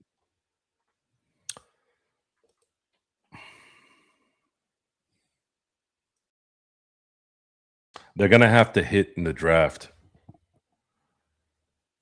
They're going to have to hit in the draft with really an all-star player in this year's draft. I don't know if they'll be able to get that player in their early 20s, which is probably, could be late teens, but right now it's still early 20s. Yeah. They'd have to hit on that for this to get expedited, and then they'd have to get the star this summer. Giannis is really the only one that there's been a hint of him being available possibly this summer, but we have to see how they set the executive board this summer. I don't know. Chris Paul didn't get picked up. He retired getting dumped. Isn't that crazy? Yep. What a way to go. It's just like it was just an Very afterthought. sad. Yeah, very sad. So it had to have been him, right? Had to have been him. So with that, is any of the other 29 teams going to really want to deal with LeBron unless they're just trying to get a money grab? And why would LeBron go to Washington? Washington might want to have him for a year just to sell tickets, right? Yeah. Would he go to Washington? with Trae Young and AD.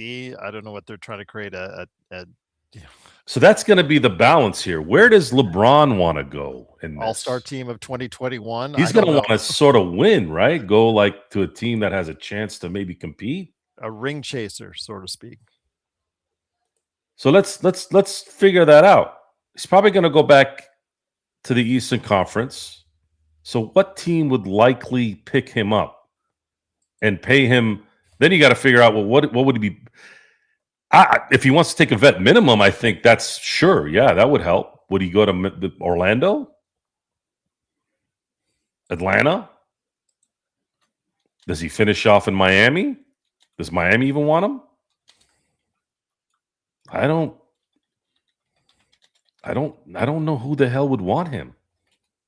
And why would he go play for $1 million at that point? Just so they can get flowers and chocolates for 82 games before he ends it? Like, if I'm LeBron, I just hang it up, man. Yeah. I just hang it up at the end of the year. Go out on top a little bit. Go out on top where you actually didn't have a bad statistical season. You were on the Lakers. You played 8 years. Again, 21.7 points a game for a 41-year-old. I mean, it is what it is. But then you look, that's just the stats right there. You look behind it, Joe, and there's a lot not to like. LeBron will never own a majority stake in any NBA team. It'll never happen. He doesn't have enough money. No one is going to loan him that kind of money. He can't back up $5-6 billion. I don't know. Would the Vegas team be more than that? I don't know. He would be. Well, first off, it's like a $500 million rumored buy-in just to get in the league, but to start it up capital wise, what you need 2-3. I mean, think about it for a second. When I say this, Mark Walter had to go work with the Saudis to get enough money to get. Yeah, you would need venture capitalists, right? Even though he's with the Guggenheims and they got what $350 billion that they can do whatever with. Yeah, they still went out and used somebody else's money. That's how the rich get rich, by the way, guys, and how they stay rich. They never use their own money, even though they have the money. They just back it up. The rich do not spend their money. They spend your money. And the reason why they're able to do that is because they can borrow against their money. Isn't that a great system? Again, I'm not trying to be political here. This is simple numbers and stuff, right? Just economics. Yes. So when you say, oh, we need to tax these people, they're not earning an income, you idiots. Their loans don't get taxed. They borrow against their money.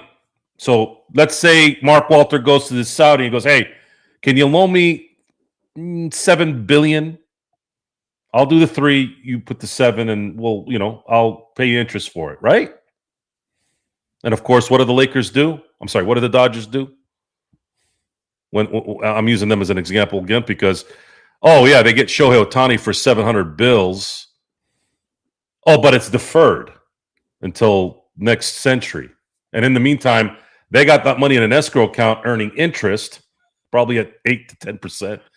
And then, by the way, they already covered the $700 million in freaking billboards. But let's tax the billboard. Let's tell everybody we're going to tax these people. We need to tax them. We need to put a millionaire tax this one time. Yeah, okay, good luck. Good luck with that. So,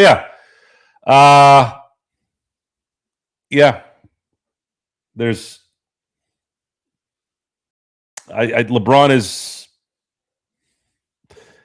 LeBron would do himself a favor. I'm not trying to speak for LeBron, God help me, but I don't see any point in him going anywhere ever. It's just you've done it, man. You did it. You did it. Go out. You were an all-star. You gave it everything you could. You didn't turn into Tracy McGrady where you were on the bench while the Spurs were in the finals. You didn't become Shaq. averaging 9 points a game as last year. Go out on top as much as you can. But it would be so non-LeBron to do that, wouldn't it? How about LeBron wins his next chip next season, Joe? How? Where? San Antonio? Why would San Antonio have it? Does he go ring chasing? No. Curious. He cares about what others think too much to do that. He's already known as the pioneer of ring chasing. Taking my talents to South. And I never faulted him for that, by the way. I never did. It's easy to criticize him. Oh, well, Jordan stayed. Kobe stayed. Bird stayed. Well, of course those guys stayed. They were in Cleveland. It's LA, Boston, and Chicago. You notice Hakeem didn't leave Houston. He almost did, actually. You remember that, Gerald, don't you? That there was some talk that Hakeem was going to go to LA. I actually have this theory that had Magic not retired due to the HIV virus, I actually have a feeling that I think Dr. Buss would have made that deal. And I think the reason why he would have been able to make the deal was because Hakeem would have demanded it, because he was already really pissed at Houston at that point. And if he knew Magic was there and they had just lost to the Bulls the way they did, I can only imagine a Hakeem Magic playing the Bulls. Oh man, that'd have been an interesting alternative universe. Adrian, I don't know what your problem is, because you just come on a show. You haven't been hearing us. You obviously haven't checked out the other 1,500 episodes of this channel. Again, we're not apologists. I'm not an apologist. I say it how I see it. And if LeBron stinks like he did today, then that LeBron is part of the problem. Ayton did a no-show. Austin underwhelmed. Again, I will call it like I see it. So don't tell us. We're not scared of anything. So don't tell us what we're scared to admit or not admit. Do not say things like that. You talk about the idiot earlier, Joe. This guy, I think, tops them all. This guy. Well, the thing is, this is what happens in a social media world of being able to speak out of your asshole with no consequences. See, back when you didn't have social media, you would have had to have written a letter to the newspaper guy to do all that. And very few people are going to do that, right? Compared to what social media does. It's convenient for these guys to just say nonsense because there's no retribution. Scared of what? We're going to criticize.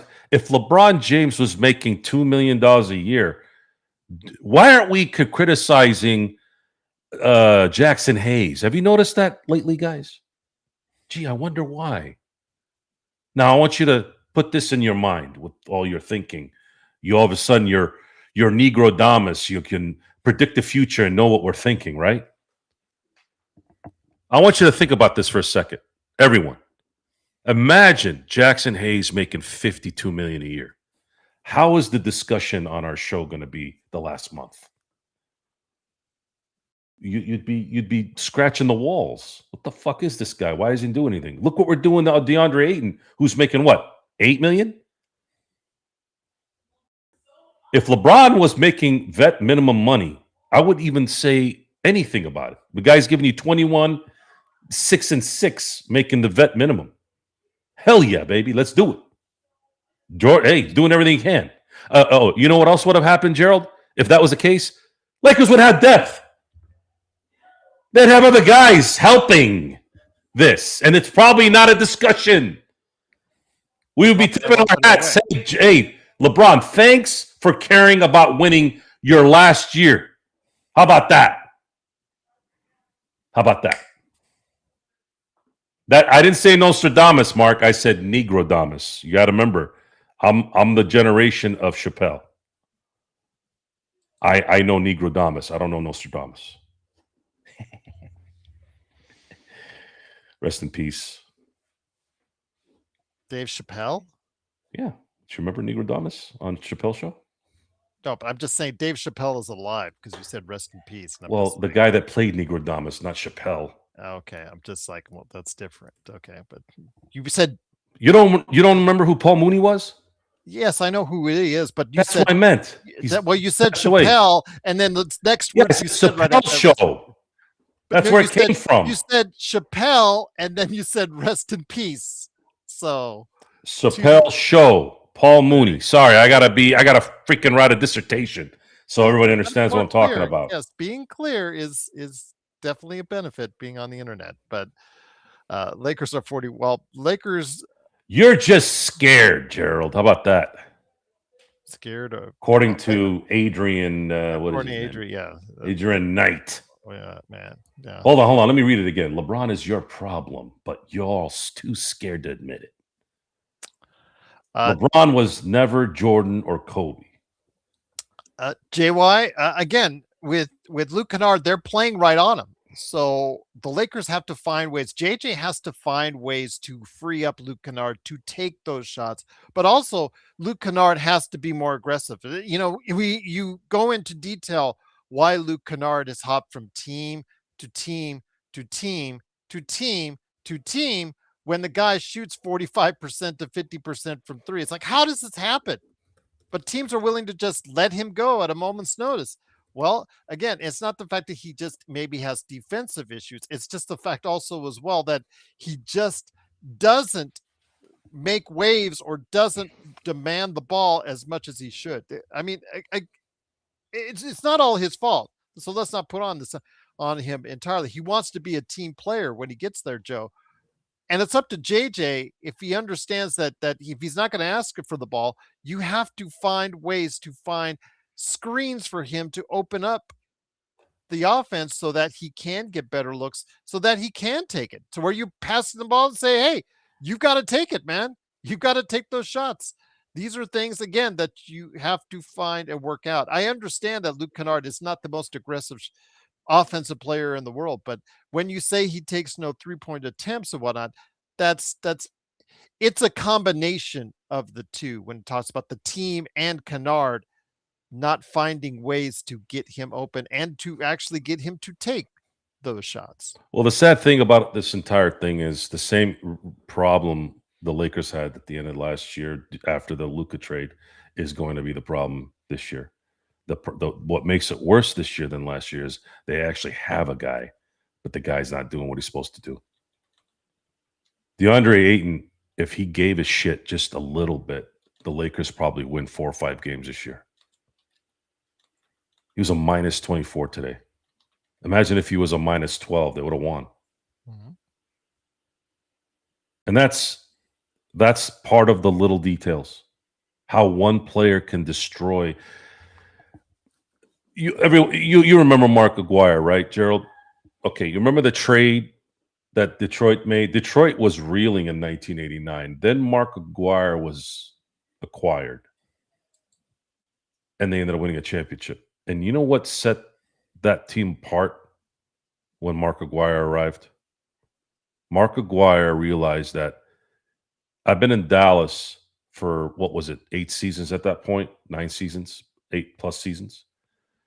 I want to win a championship, and I'm going to be a team guy. I don't care if Rick Mahorn comes in here and says, because they were enemies, right? That's how it was back then. Rick Mahorn comes in with his big stick, the big, bulldog of the team, right? And Mark Aguirre's, look, dude, I don't need to hear this. Let's go play ball and let's win a championship. And he did. If they don't acquire Mark Aguirre, the Lakers would have won a championship that year. Or maybe the Bulls would have.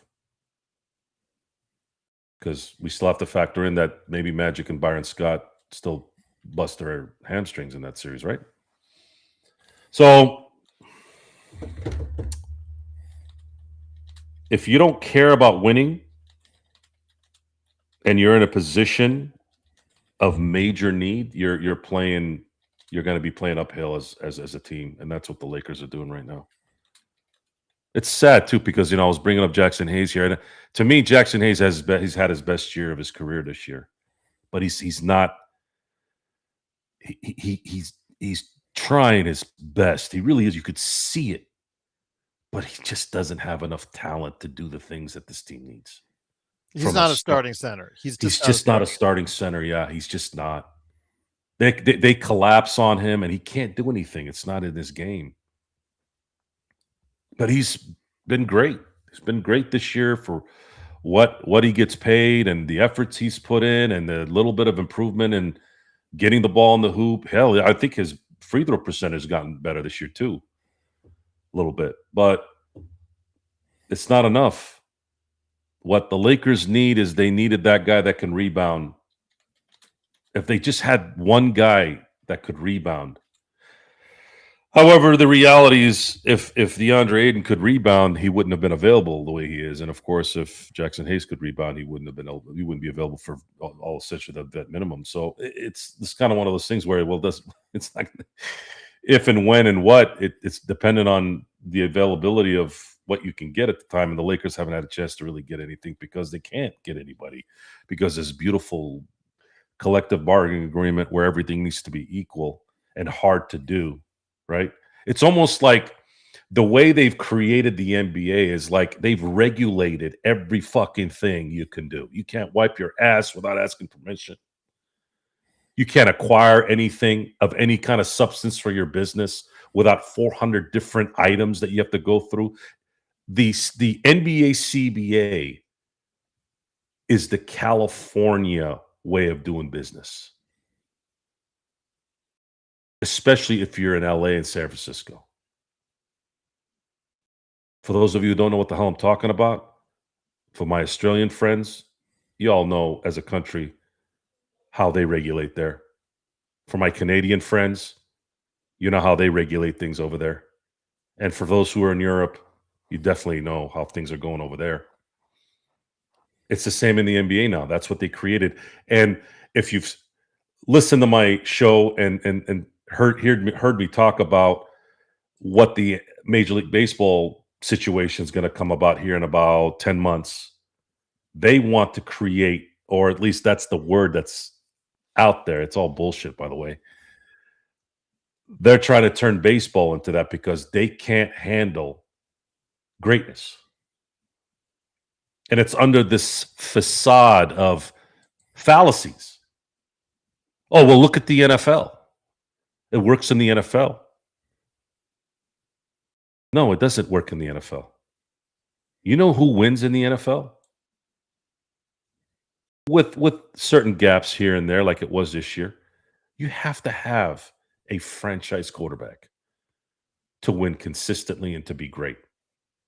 There was a time where there was like four quarterbacks in 24 years that were in the championship game. 24 years. Is that parity, Gerald? Because there's a hell of a lot more parity in baseball when it comes to that. And they don't have a salary cap. And they have a very laxed luxury tax too. So what is it? Then the results don't compute. They don't align with your fantasy. But the NBA managed to fuck themselves so much to the point where you had 51 million people watching the World Series Game 7 versus 18 million Game 7 for the NBA Finals. And basketball is supposed to be still the second most popular sport in the country. So how do you explain that, Gerald? And you can't sit there and say, oh, well, it's an American sport. No. NBA is a worldly sport. You got Slovenia. You got France. You got Argentina. You got all of Europe, basically. You got China. You got Australia. You got the NBA went international before anybody. So you can't use that excuse. Oh, well, they had Japan and they had Canada. No. The NBA has had a 20-year head start on Major League Baseball in terms of international audience. Why did they only have a little over 18 million watching a Game 7 in an NBA Finals versus a 51 million Now, if it was game 4 and a sweep, I'd give you a little bit of leeway there. But this is a game 7.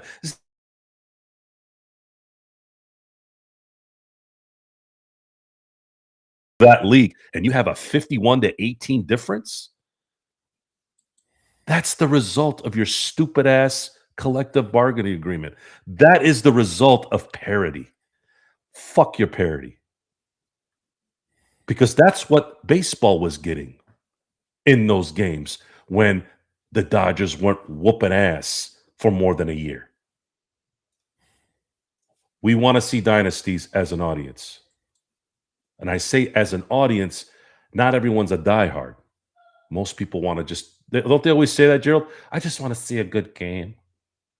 I just want to see a good game. I want to root for the underdog. Well, if you want to root for the underdog, don't you need a villain to really root for the underdog? Who was the underdog in the Yankee-Dodger series 2 years ago? You had the evil empire and then the new evil empire. Like, there was no villain. It was two villains. The only thing you could say is because the Dodgers, because they were screwed over on two. Well, the thing is, the Dodgers, and that's part of the again, that's retribution, right? That's retribution. You cheated the Dodgers, and I say you as in a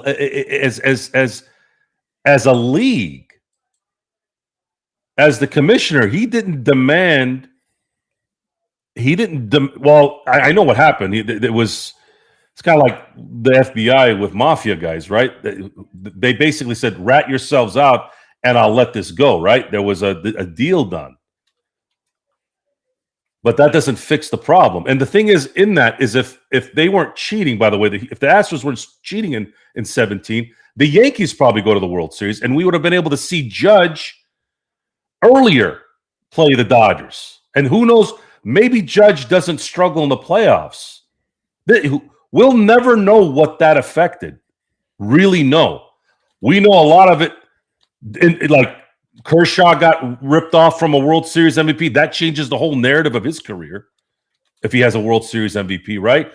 All the homegrown guys, because that everybody finds an excuse, right? To pull out of their fucking ass. They always pull something out because they're so full of shit. They're going to find something to talk about no matter what. That's how much shit they're full of, right? So they had 90% homegrown in 17 and 18. They get fucked by the Houston Astros, and they also got fucked by the Red Sox. But I always give Red Sox a little bit of leeway because they turn into a dumpster fire while sending a generational player to the Dodgers in his prime for a bucket of fucking corn and fucking stale water.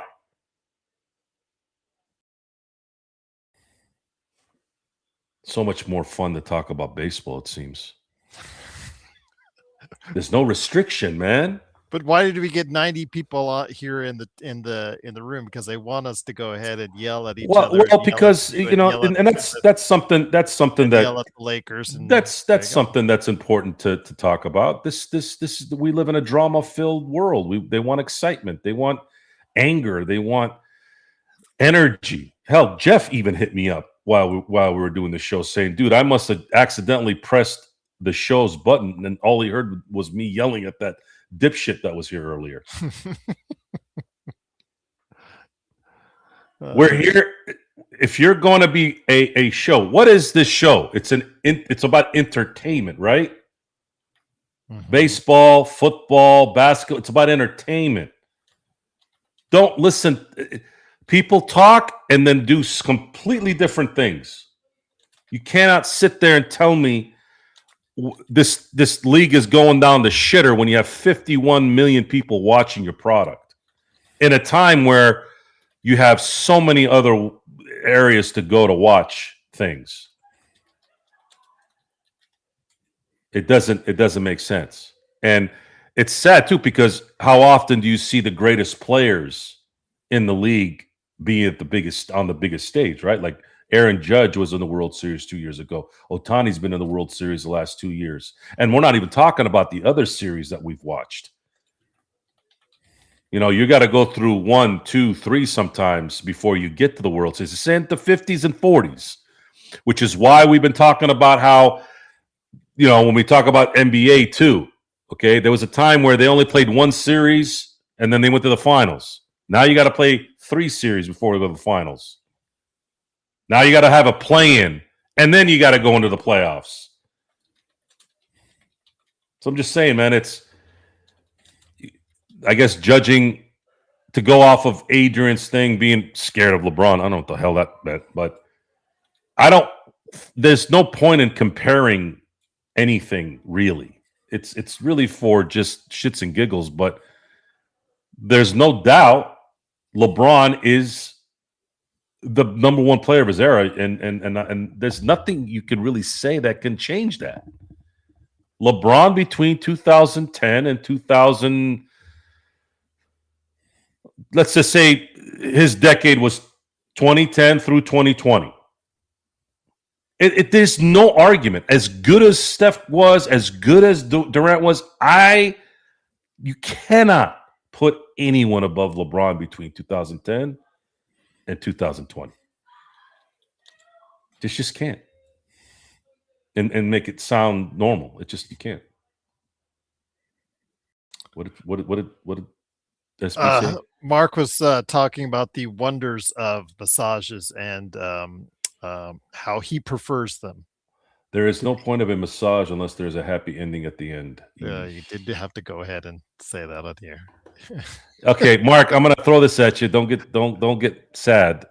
Just remember, you weren't the only one that day. And I don't care what kind of soap they're using. One last question before we head on out, my friend. And I want to give a big thank you to Legend. Again, he comes on here after midnight, his time, East Coast time. Truly appreciate Legend. Please support him today at I Got Next Sports Media. But I did want to go ahead and mention before we head on out, thank you, Arcarino, because I kept saying Arcarino, but I didn't see the, as far as the end there, as far as the concerned, Arcarino. So hopefully I'm saying that well enough. But Joe, before we head on out, Anthony has a question for you on the Dodgers, since it's spring training and the Angels already look like the Angels. And the Dodgers are already looking like the Dodgers already. Hey, Joe, think Ohtani can win the Cy Young and MVP in the same year? If there was a year to do it, it would be this year. I think this would be the only year that he could do it. Because how old is he? 31? He's 30. I think he's going to be 32 this year. Okay, that's it. But a couple things have to happen. Yeah. A couple things have to happen. They're going to have to win like they've been winning in spring training. I mean, they're going to have to win 110. Yes, they're going to have to win 110, which not means 100, but 110. No, 100. Yeah, 110. They're going to have to be. So let me just say this, and then I'll answer the question exactly. So Jeff and I have been talking about. You're awesome. A name.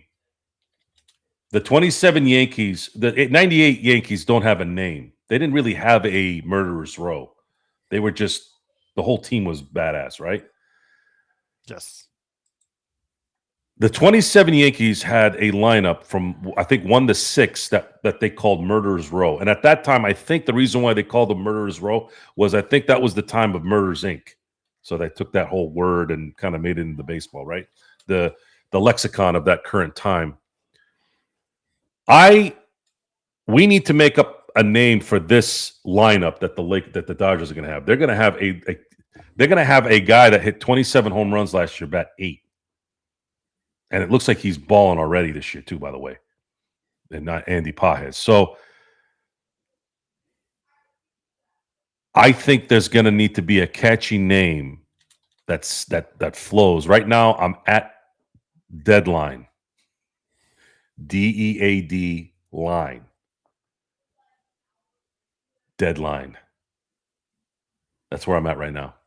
I thought of death row too, but I don't know if that'll be a copyright issue. But there's got to be something catchy. Deadline is where I'm at right now, death row. So anyways, to answer your question, if they win 110 games, that means likely Ohtani has enough run support to probably win 15 games. If he I'm going to say he's probably going to have 4 starts a month in the 6 month regular season. That's a solid number. 4 starts per month for 6 months. So that's 24 starts. If they win 110 games, that means he likely had run support to win 15 games and maybe lose, let's say, 4. Hell, even if it's 5. Now, what's his ERA going to be? Skeens is not going to be. I don't see Skeens not hovering around 195 again, under 2 basically. So is Skeens going to win another Cy Young at a 9-8 record with let's say a 1.95 ERA? Or will they give the Cy Young to Ohtani if he goes 15-4 with, let's say, a 2.3 ERA? What do you think, G? I'm trying to be objective here. I don't really know how that will play out. It's just like the MVP voting joke, because we're not talking about the best player. Because a lot of people, since I said about that, people need to keep an eye on the MVP for NBA. It's not about who is the best player; it's who has the best narrative. And if the narrative on a historical front for Ohtani is there, Joe, you got to say, again, if that story is written with the Dodgers winning 110 games and him pitching like enough games to get him like a 14-5 record, let's just say, with a 2.5 ERA, along with leading the league like he does in the at the bat, there is definitely a possibility he could do that on both sides. But he has to, like you said, do it this year because he's getting older, and the Dodgers are going to probably try and take care of him a little bit easier because of his health going forward. Yes, if you're gonna go all the way on this is probably the only year in my view. And he showed 4 seasons ago, before this year, he got close. He was 4th in the Cy Young, won the MVP in the AL. I mean, he's gotten close. He has gotten close. But the question is, are you going to give him the Cy Young above Paul Skeens if Paul Skeens is subpar 2 again? I think it's, like I said, if it's the narrative, if he's close enough to Skeens, Joe, I think he does it. I think he does it. But the thing, it's about the story that's written. Will it be that story? I think right now people want to see him succeed. I think even casual audiences, Joe, they might hate the Dodgers, but Ohtani seems to be that exception that they like, and they want to see him succeed, Joe. They're gonna be on top of it. Roberts is gonna be on top of it, and I don't really think Shohei cares. He cares, but he doesn't. It can't be at the expense of winning a championship. That's the thing that they're gonna factor into this. That's why I think 4 starts a month is likely going to be the way to go. I don't think 4 starts a month is gonna be as taxing as starting 6, 5, 5, 6. Those extra, let's say 7, 8 starts might be too much. I think if they cap them at 4 a month, regardless if it's a 4-week or a 5-week month, I think that's probably the route they go. But a lot of me says, Gerald, come on, man. I mean, it's worth a shot, isn't it? I mean, you don't see these things every day. I was excited when Deion Sanders was playing in a baseball game and a football game in the same week, day, whatever. You don't see this kind of stuff. It's amazing. But it likely won't be at the expense of a title run, which is why they got Diaz, which is why they got Tucker. The team is going to have to hit like the Toronto Blue Jays hit last year. If they do that, it adds even an easier path to that. It's going to be fun to watch. It's going to be fun to watch, and it would be it just would be an amazing. Well, it's likely never going to happen if it did happen. Because there's no one's going to take the MVP. The Major League Baseball does not have MVP fatigue. They don't do that like they do in the NFL and the NBA, which is nice. No matter how much Juan Soto cries, right? It's like, Juan Soto, you can barely catch a ball in right field. You want to seriously, like, you're going to really be all, whatever? Like what? Okay, you're one of the best hitters on the planet. Yes. But you can't throw a 100-mile-an-hour pitch. You can't strike out 10 guys in a clinching game in an NLCS and hit 3 dingers. You can't do that. No one can except Shohei. That's valuable. And when the guy is not even hitting well, he still affects the game. That's called that's value. When you're still doing well, guess what happens? You lose World Series and you don't even make the playoffs the following year. It's just saying, man. MVP is a different beast. So I'm gonna be watching every game, like I've been watching every spring training game, and that's another thing that it's just so nice to see them win games that don't matter because it sets good habits. Every time they got shellacked with a 3-run homer or whatever, they were right back in it the next inning. They were getting 2 runs here, another run. Like, they don't stop. There's got to be a nickname. I was thinking, man, this is like a horror show. They're like Jason Voorhees. They don't go away. They don't die. They don't die. They haven't died for 2 years. How do you create that name? That's why I kept thinking of things like dead and line because that's the line, right? Instead of row of players. Deadline. It's the team of a deadline. It's a deadline. You're dead. A line of death. So going back to the Lakers to put this thing away, I am excited that the same people that are running the Dodgers are going to bring this thing back to the Lakers. So we just have to let it play out a little bit. Once again, it is the Lakers losing 113 to 110 on a last second, per se, 3 by Royce O'Neal. Again, just you put yourself in that position. The Lakers had a double-digit lead in third quarter and just let it slip away once again. But the Lakers, 1 game out of the play-in, will head to Golden State. I promise Mark, who has become a member for 17th month straight, much appreciated. He has asked if we could go ahead and give a preview of the next game. We talked about it a little bit, Joe. And it's really hard to say, Joe, because this is, again, another prime time game for the Lakers coming up at 5:30 p.m. Pacific on Saturday at Golden State, who will not have Curry, most likely, who will not have Butler, of course. This team is, as of course, what my good friend Legend, who follows them, it's just not a good team right now. But that doesn't stop the Lakers, because every time you think they're going to take advantage of something in the past 3 weeks, they haven't. And it's not like the Lakers will have injuries heading into it either. They will be relatively a healthy team with their supposed big 3. Once again, this big 3 has not been a big 3 very much this season. They're 8-6 together.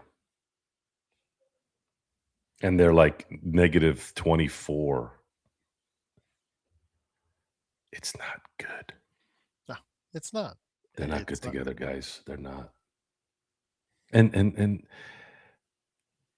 all respect to my boy Jeff. A lot of us already said that, right? At the beginning of the year. Like, you don't need to be an executive because Jeff always says these guys know more than we do. I get that they know more than us, but we also have eyes and we can observe and understand the game. We sort of knew this wasn't going to work. And it's not. 3 ball handling guys, 2 of them can't play defense. Well, 3 of them can't play real good defense. That's a recipe for disaster against good teams. If you can't stop anybody, that doesn't matter what you score in the end. You can't stop anybody. They lost exactly how they were losing the entire game, with threes, wide open threes. They couldn't guard their own shadow. Their point differential is negative 0.4.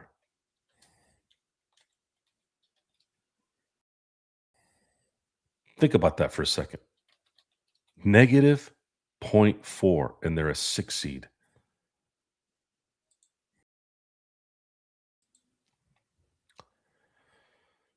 Horrible division record, too, by the way.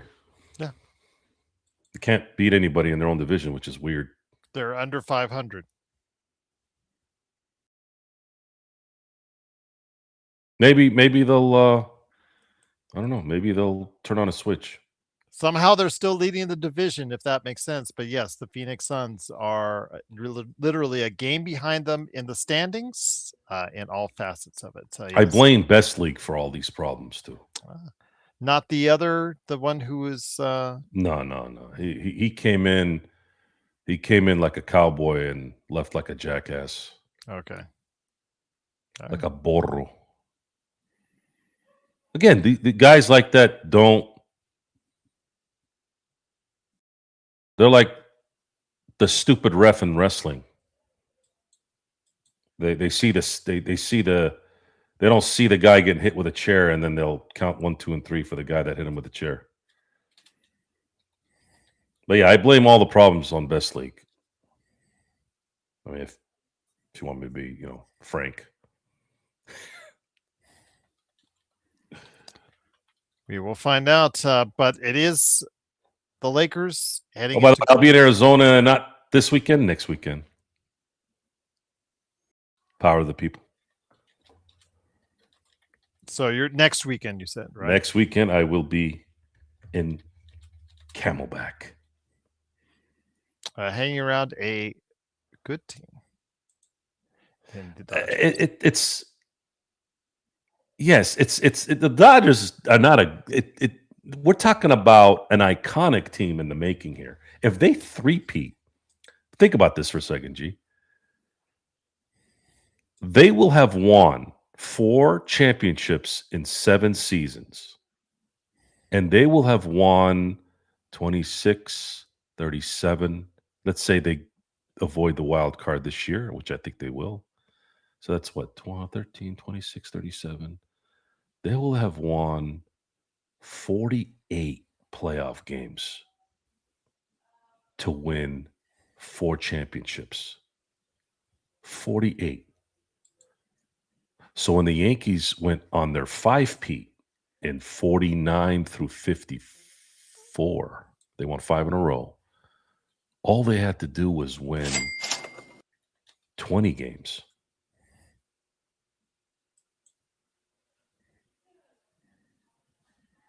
So Dodgers to 3-peat would have to win had to win 28 more games to win 3. Really, again, we're getting back to the comparisons of eras. You can't. It's just not fair for either club. But the Dodgers are, even if they three-peat this year, it's still not a book that's finished. It's not going to finish for a while. This team has a potential of probably winning in the Ohtani era. Right now, he's 2 for 2. He's got 8 years left. There's a very big possibility they're going to win probably 4 more.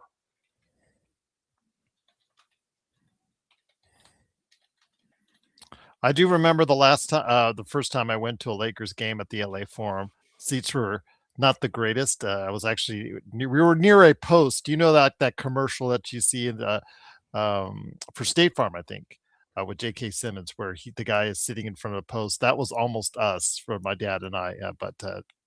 I went to a few games at the LA Forum. It was always great indeed. I love the fact that they were collaborating with several grocery stores chains. You could get discount tickets, and that was always something my dad and I looked forward to, was going to the game. Drip Show shop says, Joe, got to get you the. Oh, absolutely. Well, there you go. We'll wear them. Absolutely. Drip Show is awesome. Again, for quality work that only you can get from him, can't get anywhere else. Like this Kobe pillow right here, Kobe and Gigi. You see the canvas arts of Luca and Kobe behind me. If you imagine something, you're thinking about something, and you just really want it on a t-shirt, hat, canvas art poster, or a pillow, go ahead and reach out to at Drip Show Shop on Instagram and Twitter. Shout out to Pinty over in Germany. He says Vando, Hayes, Smart, Maxi must be in last defense. I don't know about Maxi. Again, the Lakers just don't have someone that is going to just do what you need to do on the defensive end as far as a big man is concerned right now. But I guess that would work, if you want to go ahead and do that. But they just it's what you can put the best defenders in there, Joe. But if they're just not coached well enough to understand, you have to be able to be close enough to recover on the shooters instead of finding yourself 3 players underneath going for the ball for the guy underneath and leaving men wide open. Doesn't matter what kind of defenders you supposedly have. It just shows that you just don't have the kind of coaching necessary to understand to stay at home. Stay at home. Tuesday, Thursday, the Lakers have a player that stays at home. We have a different story on both those days.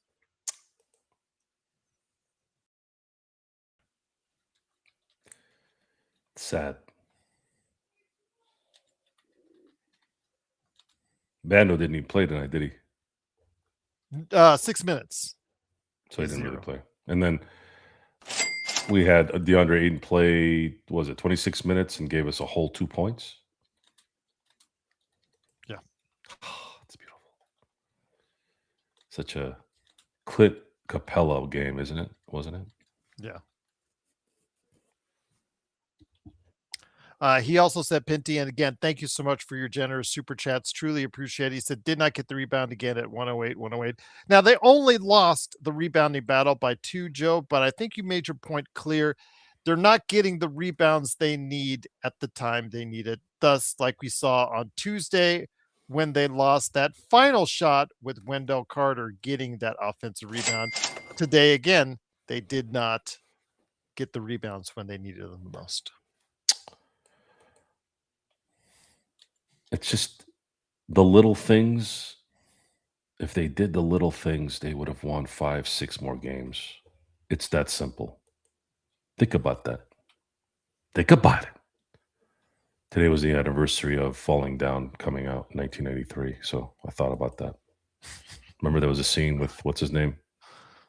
With the gun shop owner. Think about it. Oh, yes. That's a underrated movie. I would say that.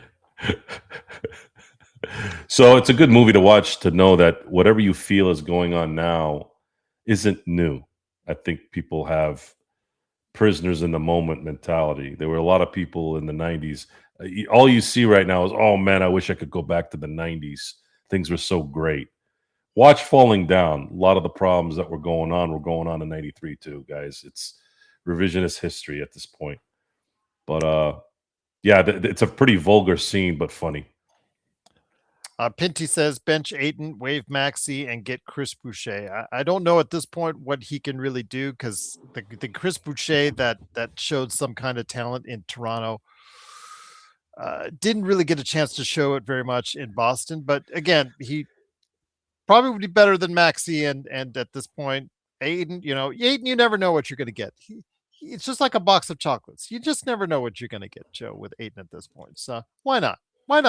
Why not sign Chris Boucher at this point? It's not going to make much of a difference, but Chris Boucher again could block a couple shots, get in there. You never know. I could hit a 3. So why not? Bring him. Why not? Bring them all. Why not? Bring him. Sign everybody. Yeah. Why not? Again, at this point, Pinty, I'm up for anything. Because we see it isn't working. What's there right now with the Lakers? So again, at this point, you're just looking to write out the string. I think at this point, they're telling you, Joe, in the post game press conferences, they're giving you all the athlete. I wish they would actually say what they feel instead of all these athlete vernaculars that they always throw at you. Because if you look at tonight, if you go on Twitter, you see the post game interviews with Marcus Smart and Luka Doncic, and they're just going to throw you out the same tired stuff, that you hear from every athlete after every game like this. I wish they could just tell you what they actually feel. Well, if that were the case, it would. The certain guys on this roster can't handle constructive criticism or even being called out. So it's probably why it doesn't happen. But why not get Boucher? Chris Boucher. You know what? Why not? Absolutely. I mean, at this point, you should try anything you can at this point. So why not? I was waiting for the Bobby Boucher comment. Thanks, Drip. Just a matter of time. Just a matter of time, indeed. Is Bryce even playing? No, Anthony, he was redshirted, and I'm not sure he was entirely thrilled with that decision, Anthony, but he was redshirted by the coach, whether he liked it or not. Why is Drew Is Rich Paul gonna call out the AZ head coach now? I don't know. Rich, excuse me, with Drew, because he certainly hasn't qualified as far as the games are concerned, because they still have plenty more left. I'm assuming he was assigned to the G League along with Adu Thiero and of course Bronny. Those guys are at the G League, so I'm assuming he was assigned to the G League as well. But yeah, after playing a sparse amount previously this week, he was sent. And Vando was 6 minutes. Vando, I'm going to be honest with you, Pinty. We're not big Vando fans, Joe and I. So, I understand the metrics seems to like Vando, but the on-court product, when you see it, it's not quite as good as what the metrics say. This is the guy who will do something good 1 minute and do something bad at the next minute. So we're not the biggest Vando fans, but if you want to talk about defense, I mean, the Lakers held another team under their average, 113. The offense, Austin and Braun, if they have any semblance of a real offensive game tonight, Joe, we're not even talking a I loss just for the think Lakers. I think if they just had this one guy that could rebound, they would have won the last 2 games. That's it. So many offensive rebounds turned into 3-pointers. So many. I thought last game was bad. This was worse. And all that, and you lost by 3 points. A 3-point shot. I mean, just to give you an idea, in that 6 minutes, Jared Vanderbilt was a minus 15. So maybe it just realized maybe one of the only things that JJ you give him credit for doing something good was understanding maybe it wasn't Jared's night. But yeah, 6 minutes, Joe, minus 15. At least it took DeAndre Ayton 23 minutes to get to minus 24. No bueno. All right. 3-point defense is horrible. Yeah, Pinty, but that's something that's taken place for all season. That's JJ's MO is he's willing. Certain coaches in this league are willing to give up more 3-pointers because they'll take their chances based off of what the stats say, the statistical analysis says. But in the closing when you have 22, when the team that hits 22 free 3-pointers on you, Joe, understand after a little while, maybe this is going to be their night. You might want to get closer up to them. You might want to change your defense up to prevent so many threes from being shot, Joe. Why aren't they? Is it desire? Is it inability to do it? Why was Laravia so far away from his guy? Why did they all collapse at the basket? They all did. They all did. Yeah. Why? But you can ask that question even before then. How do you allow a team to shoot 50 3-pointers? 50. 50 3-pointers.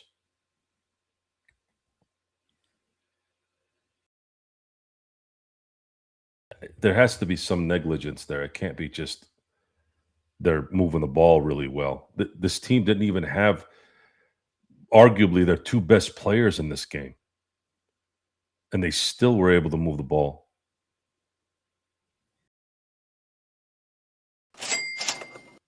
They're just not. They're not. Whether JJ Redick can coach or not is not the point, and this goes for all the coaches that I've ever coached in the NBA. It's not just JJ Redick in 2026. JJ Redick is not able to get into these guys communicative wise. He's just not. Can't. He doesn't have it. And what was great about we were talking about Frank Vogel earlier because we were talking about defense. You know, the thing is, what made Frank Vogel so good, because I wasn't on the show during that time, so I don't have any record of being able to say, hey, look, I wanted Frank Vogel. I got in when he was getting treated like garbage by the team, and Russell Westbrook of all people too, by the way. Frank Vogel was the perfect coach for a LeBron James, Anthony Davis team. And I'll tell you why. Number one, LeBron James is Peyton Manning of the NBA. You don't need to have an offensive set for that guy. He was the set. And then Frank Vogel had his greatest anchor in Anthony Davis, and he had really good perimeter guys that could also hold their own. It was the perfect coach for the perfect talent of that team. And I remember vividly the people that did complain about Frank Vogel's, the offense is stagnant, the offense is this, the offense is that. Well, I get it, but Frank Vogel's not an offensive guru. He's a defensive guru. And you have Rondo there, and you had LeBron, and then you had, in my opinion, at that point, the best big man in the game who could score 25 and block every shot coming his way. All Frank Vogel had to do was put in a system that enhanced all of their ability to guard and stop. And then it was run and gun. Not a lot of thinking when it run and gun. Use your athleticism. Use your athleticism and timely shots. Appreciate one last time. Appreciate Pinty with the super chat. One fake, one dribble, and you are open. How? Again, I think a lot of it is the scheme of the defensive scheme. Maybe it's the players. It's the whole NBA. It's not just the Laker problem. Who's guarding? Who's playing defense against this three-point shooting culture in the NBA? Are people playing defense ever again? Because I really thought in 2020 that the Lakers had figured out a way. I thought they did. I thought they busted it. I said, man, this team busted the three-point era. But it lasted only a year and a half.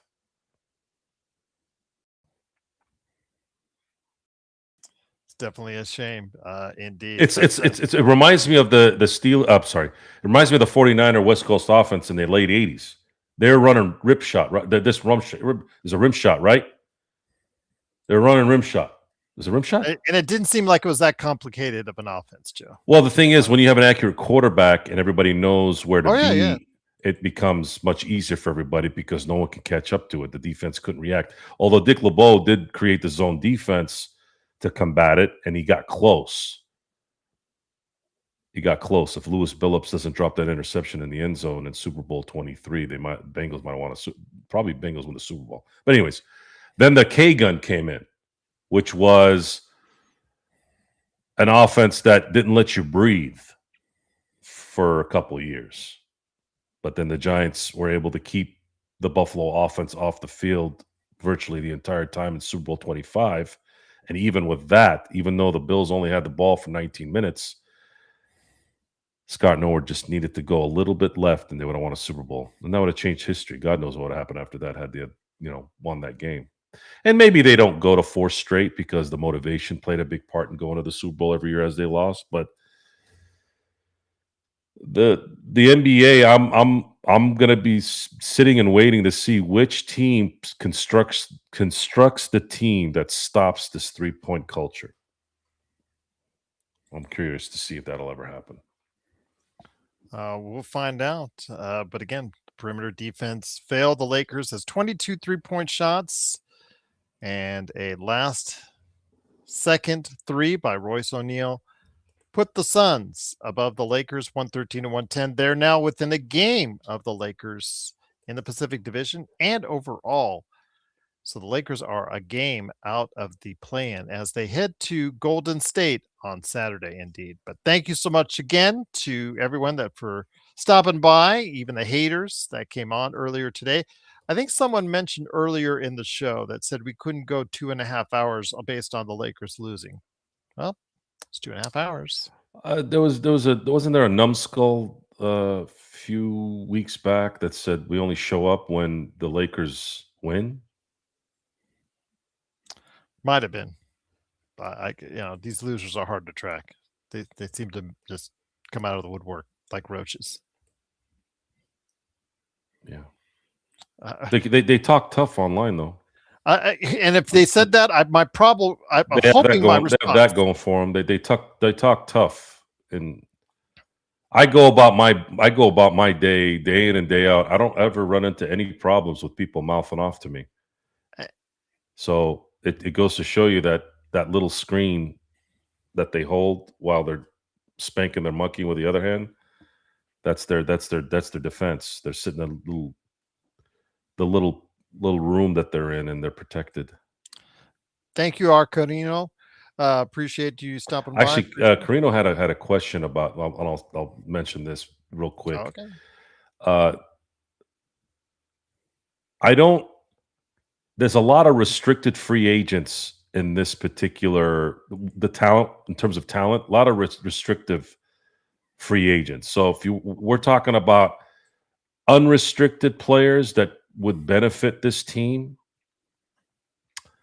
a lot of the free agents are going to be seasoned guys that are not likely going to be let's say a fourth guy on a title team with the Lakers. Eason, Peyton Watson, those are the names that have been commonly mentioned as unrestricted free agents, as possibility that they are. There's just not a lot of. There could be a plug in there that could help, but it's not just off the top of my head. I think obviously LeBron James, Middleton, Porzingis, Anthony Simons, Vucevic is going to be a free agent. Harrison Barnes is going to be a free agent. Yeah, it's one of the weakest classes. It's pretty weak from an unrestricted free agent standpoint. Austin Reeves is the number one, head and shoulders above everyone else. Yeah. Whether we like to say it or not, but Kelly Oubre will be a free agent. Maybe that could be somebody that would be a good role player. Could be. I'm having my list. I'm actually. And everybody likes Thibault, right? They've been yapping about Thibault. He'll be a free agent. But the guy can't shoot. He can't score. Help. Yeah, he can't score. It's just Vando all over again. Unless if you get him at the minimum, you get these guys that can't score but can defend. If you get them at the minimum, I'm cool with that. But when you spend Vando money on them, that's when I have a problem. When you commit to them for multiple years and they still give you 6 minutes and a minus 15 and nothing to show for it, that's the problem I have, Joe. That's the problem I have.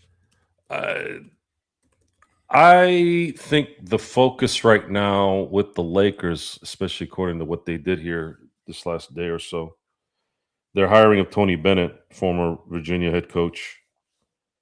They know that the draft is going to have to be a big part of their structuring of the title team. And that tells me that they're more than likely going to utilize a pick than trying to bulk that with two other number one picks in a trade. Yeah.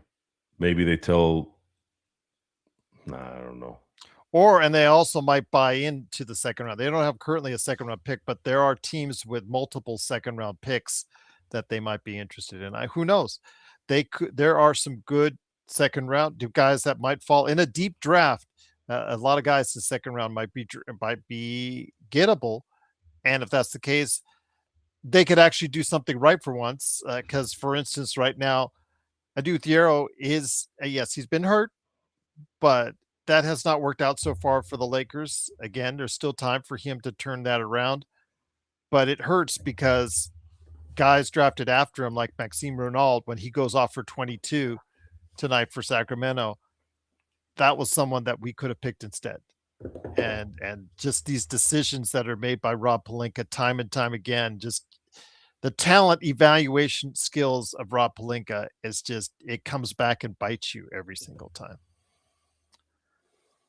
They're going to need. Yeah. No, hold on, Best. Thibault averaged 40. How many games has he played? I know how many games he's played because I've already had this conversation. Don't throw 46% from three in his last 2 seasons. When you play no games, you're hurt all the time, and you don't look at his scoring average. Best. The guy is not offensively skilled. When you don't want to shoot the ball, when you don't score the basketball, you're not good on the offensive side. Don't try to cut it any which way you can. It doesn't work like that. Again, look at his career scoring averages. Look at how many games he's been available for. There's a reason why Portland dumped him. It's too bad, too, because he was doing really well in Philly at the beginning of his career. He was on a couple of all defensive teams, too, second teams. It's unfortunate, but you're not going to have a lot of value when you're playing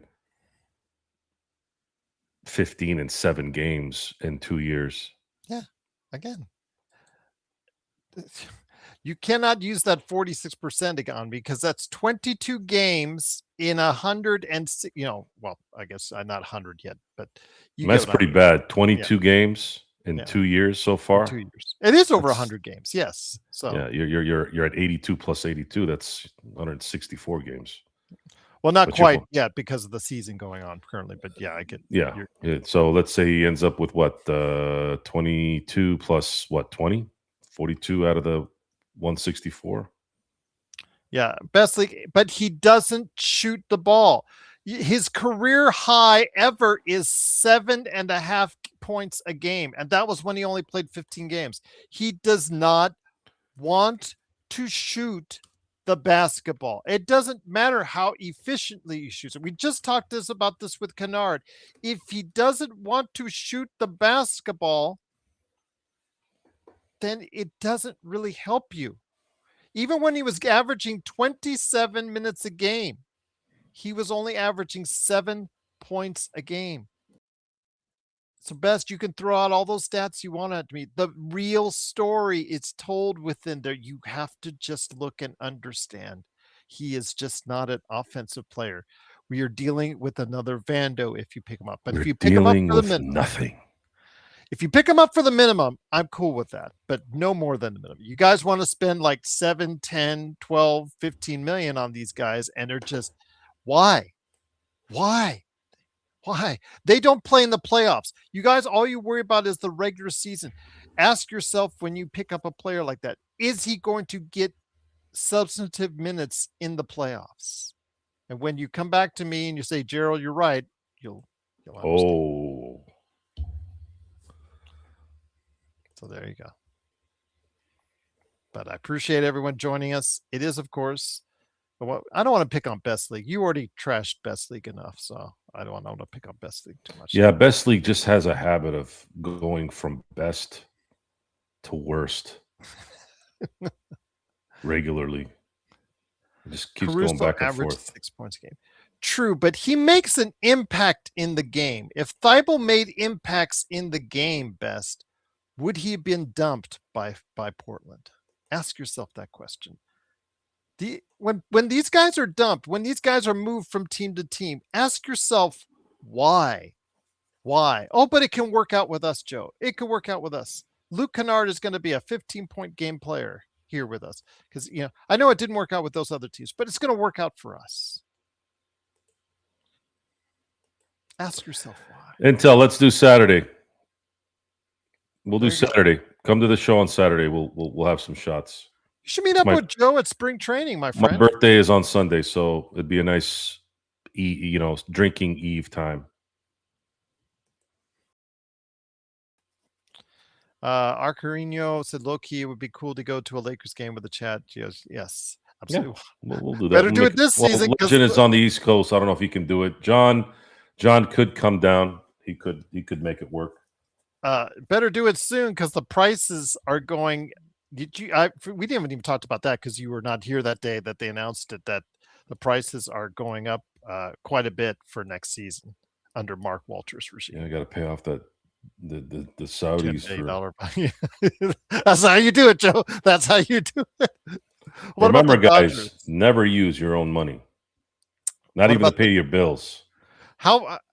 What is the ratio of how much has gone up as far as pricing under the? It went up. I think from what I saw, that wasn't it like 1,600 went up to 9,300 for season tickets. I'm assuming probably the lower bowl area. Yeah, but I meant for the Dodgers. How was it? Did it rise that dramatically? I see. Most of my tickets are singular tickets, so I haven't really felt. And I always try to get the best seats anyway, so I don't know if I'm the right person to ask. I'm always spending at least $200 to $250 on tickets, even before Ohtani came, just because I like to sit closer to the field. Those tickets really don't ever change. Once again, it is the Lakers fast but break. The tickets did go up. Season ticket holders did pay it, and Dodger fans responded with having their first 4 million in attendance in a season. That's how much they supported the rate increase, because they were always guaranteed for 3. But doing 4 is obviously a great achievement. Oh, everyone knew it was coming this year, because you're talking about coming off a World Series championship. You're coming off what we all thought was going to be the greatest team ever assembled, but now it's 2026 that's looking like that, which to me, I can't in good conscience demand a three-peat. They had to repeat for them to be justified with this kind of talent and all this off-season maneuvering. But as good as they're set up now, which actually they're set up even better than they were last year, it's still baseball at the end of the day. And if they don't three-peat, you can't sit there and go, oh man, you guys really screwed this up. It's three-peats are impossible in any sport. When you read the teams that even Brady couldn't three-peat. And as good as Mahomes was, got close, couldn't three-peat. You got to be named Shaq, Kobe, Jordan in modern times, and Jeter and the Yankees to three-peat. You got to be iconic beyond iconic with the right team and the right timing and all that. It's timing and luck play into those things, man. So, but it'd be amazing, because it would. I mean, it's already pretty much stamped that this is the greatest Dodger era of all time. I wish we would have been able to get at least the 17th championship out of the deal.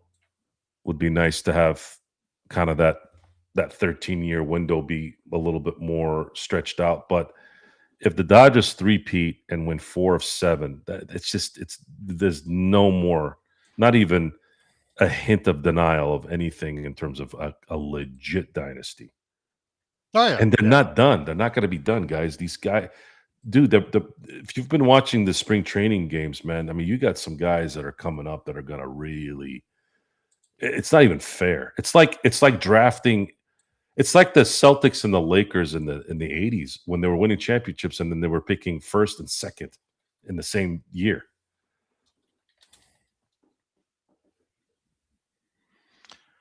Absolutely. So again, we'll be back on Saturday. For those that are listening right now, I do have also on the way for you guys upcoming a conversation with Matt John that is already available on video on YouTube. So go ahead and check out my NBA observations with him. But that'll be coming up here in the not too distant future for the audio folks out there. But for us here, I don't know yet about the Lakerholics. I will schedule that as far as put that on the schedule. So look out for that if that comes about on Saturday at 11. And then after that, of course, Saturday at right around 8 will be the post game. Hopefully, we can entertain you a little bit more, and hopefully, we will not have to go ahead and continue to be frustrated and vent out again on Well, Saturday. Although you guys seem to like it. We seem to get better numbers. Like you said, Joe, why would somebody see? That's when you don't know the channel. When you speak out loud, when somebody said, like, if you remember, you said you remembered that somebody said that we're only here when we win. And I'm just like, our numbers are better when we lose, Joe. and our numbers You are can look better it when up. we turn the volume up. Yeah. The what needs to happen for LA to be considered title town besides the Dodgers winning? JY, it's already title town. You're talking about in this decade, you've had our good friend Son with the LA Football Club. They've won a championship. The Rams have won a championship in 2021. The Dodgers have won 3 championships in this decade. The Lakers won a championship in this decade. So you're looking at 1, 2, 3, and then you're looking at 6 championships in the pro sports side of things. Yeah. That's 6 championships between the 4 sports. It's not bad. Not bad for a Hell, even when LA had a drought in the 2010s, the LA Kings held their own a little bit to make sure that the LA had some positiveness, and those were some great hockey. But those 2 years and what the Blackhawks were doing around that time, it's pretty good, really damn good. But we'll be back on Saturday night for your entertainment and hopefully listening and viewing pleasure. I want to thank Joe for stopping on by. Again, big shout out to Legend as well. Go ahead and make sure you like and subscribe to his channel, I Got Next Sports Media, and also go ahead and like and subscribe to the Experiment, Joe Soro Experiment as well. And if you see the artwork that's behind him and I, it's courtesy of @TripShowShop on Instagram and Twitter. Do him a favor, reach out and let him know what you're thinking of in sports or pop culture @TripShowShop on Instagram and Twitter. But we'll be back on Saturday night. Don't ever tell us again that we can't talk for 2.5 hours after a loss. Don't ever tell us that, because we'll do it on you. We'll do it on you and more. Right here. Coming up on Saturday. We might do it again, but we may not. But we'll find out right here Saturday night at the Lakers Fast Break Podcast.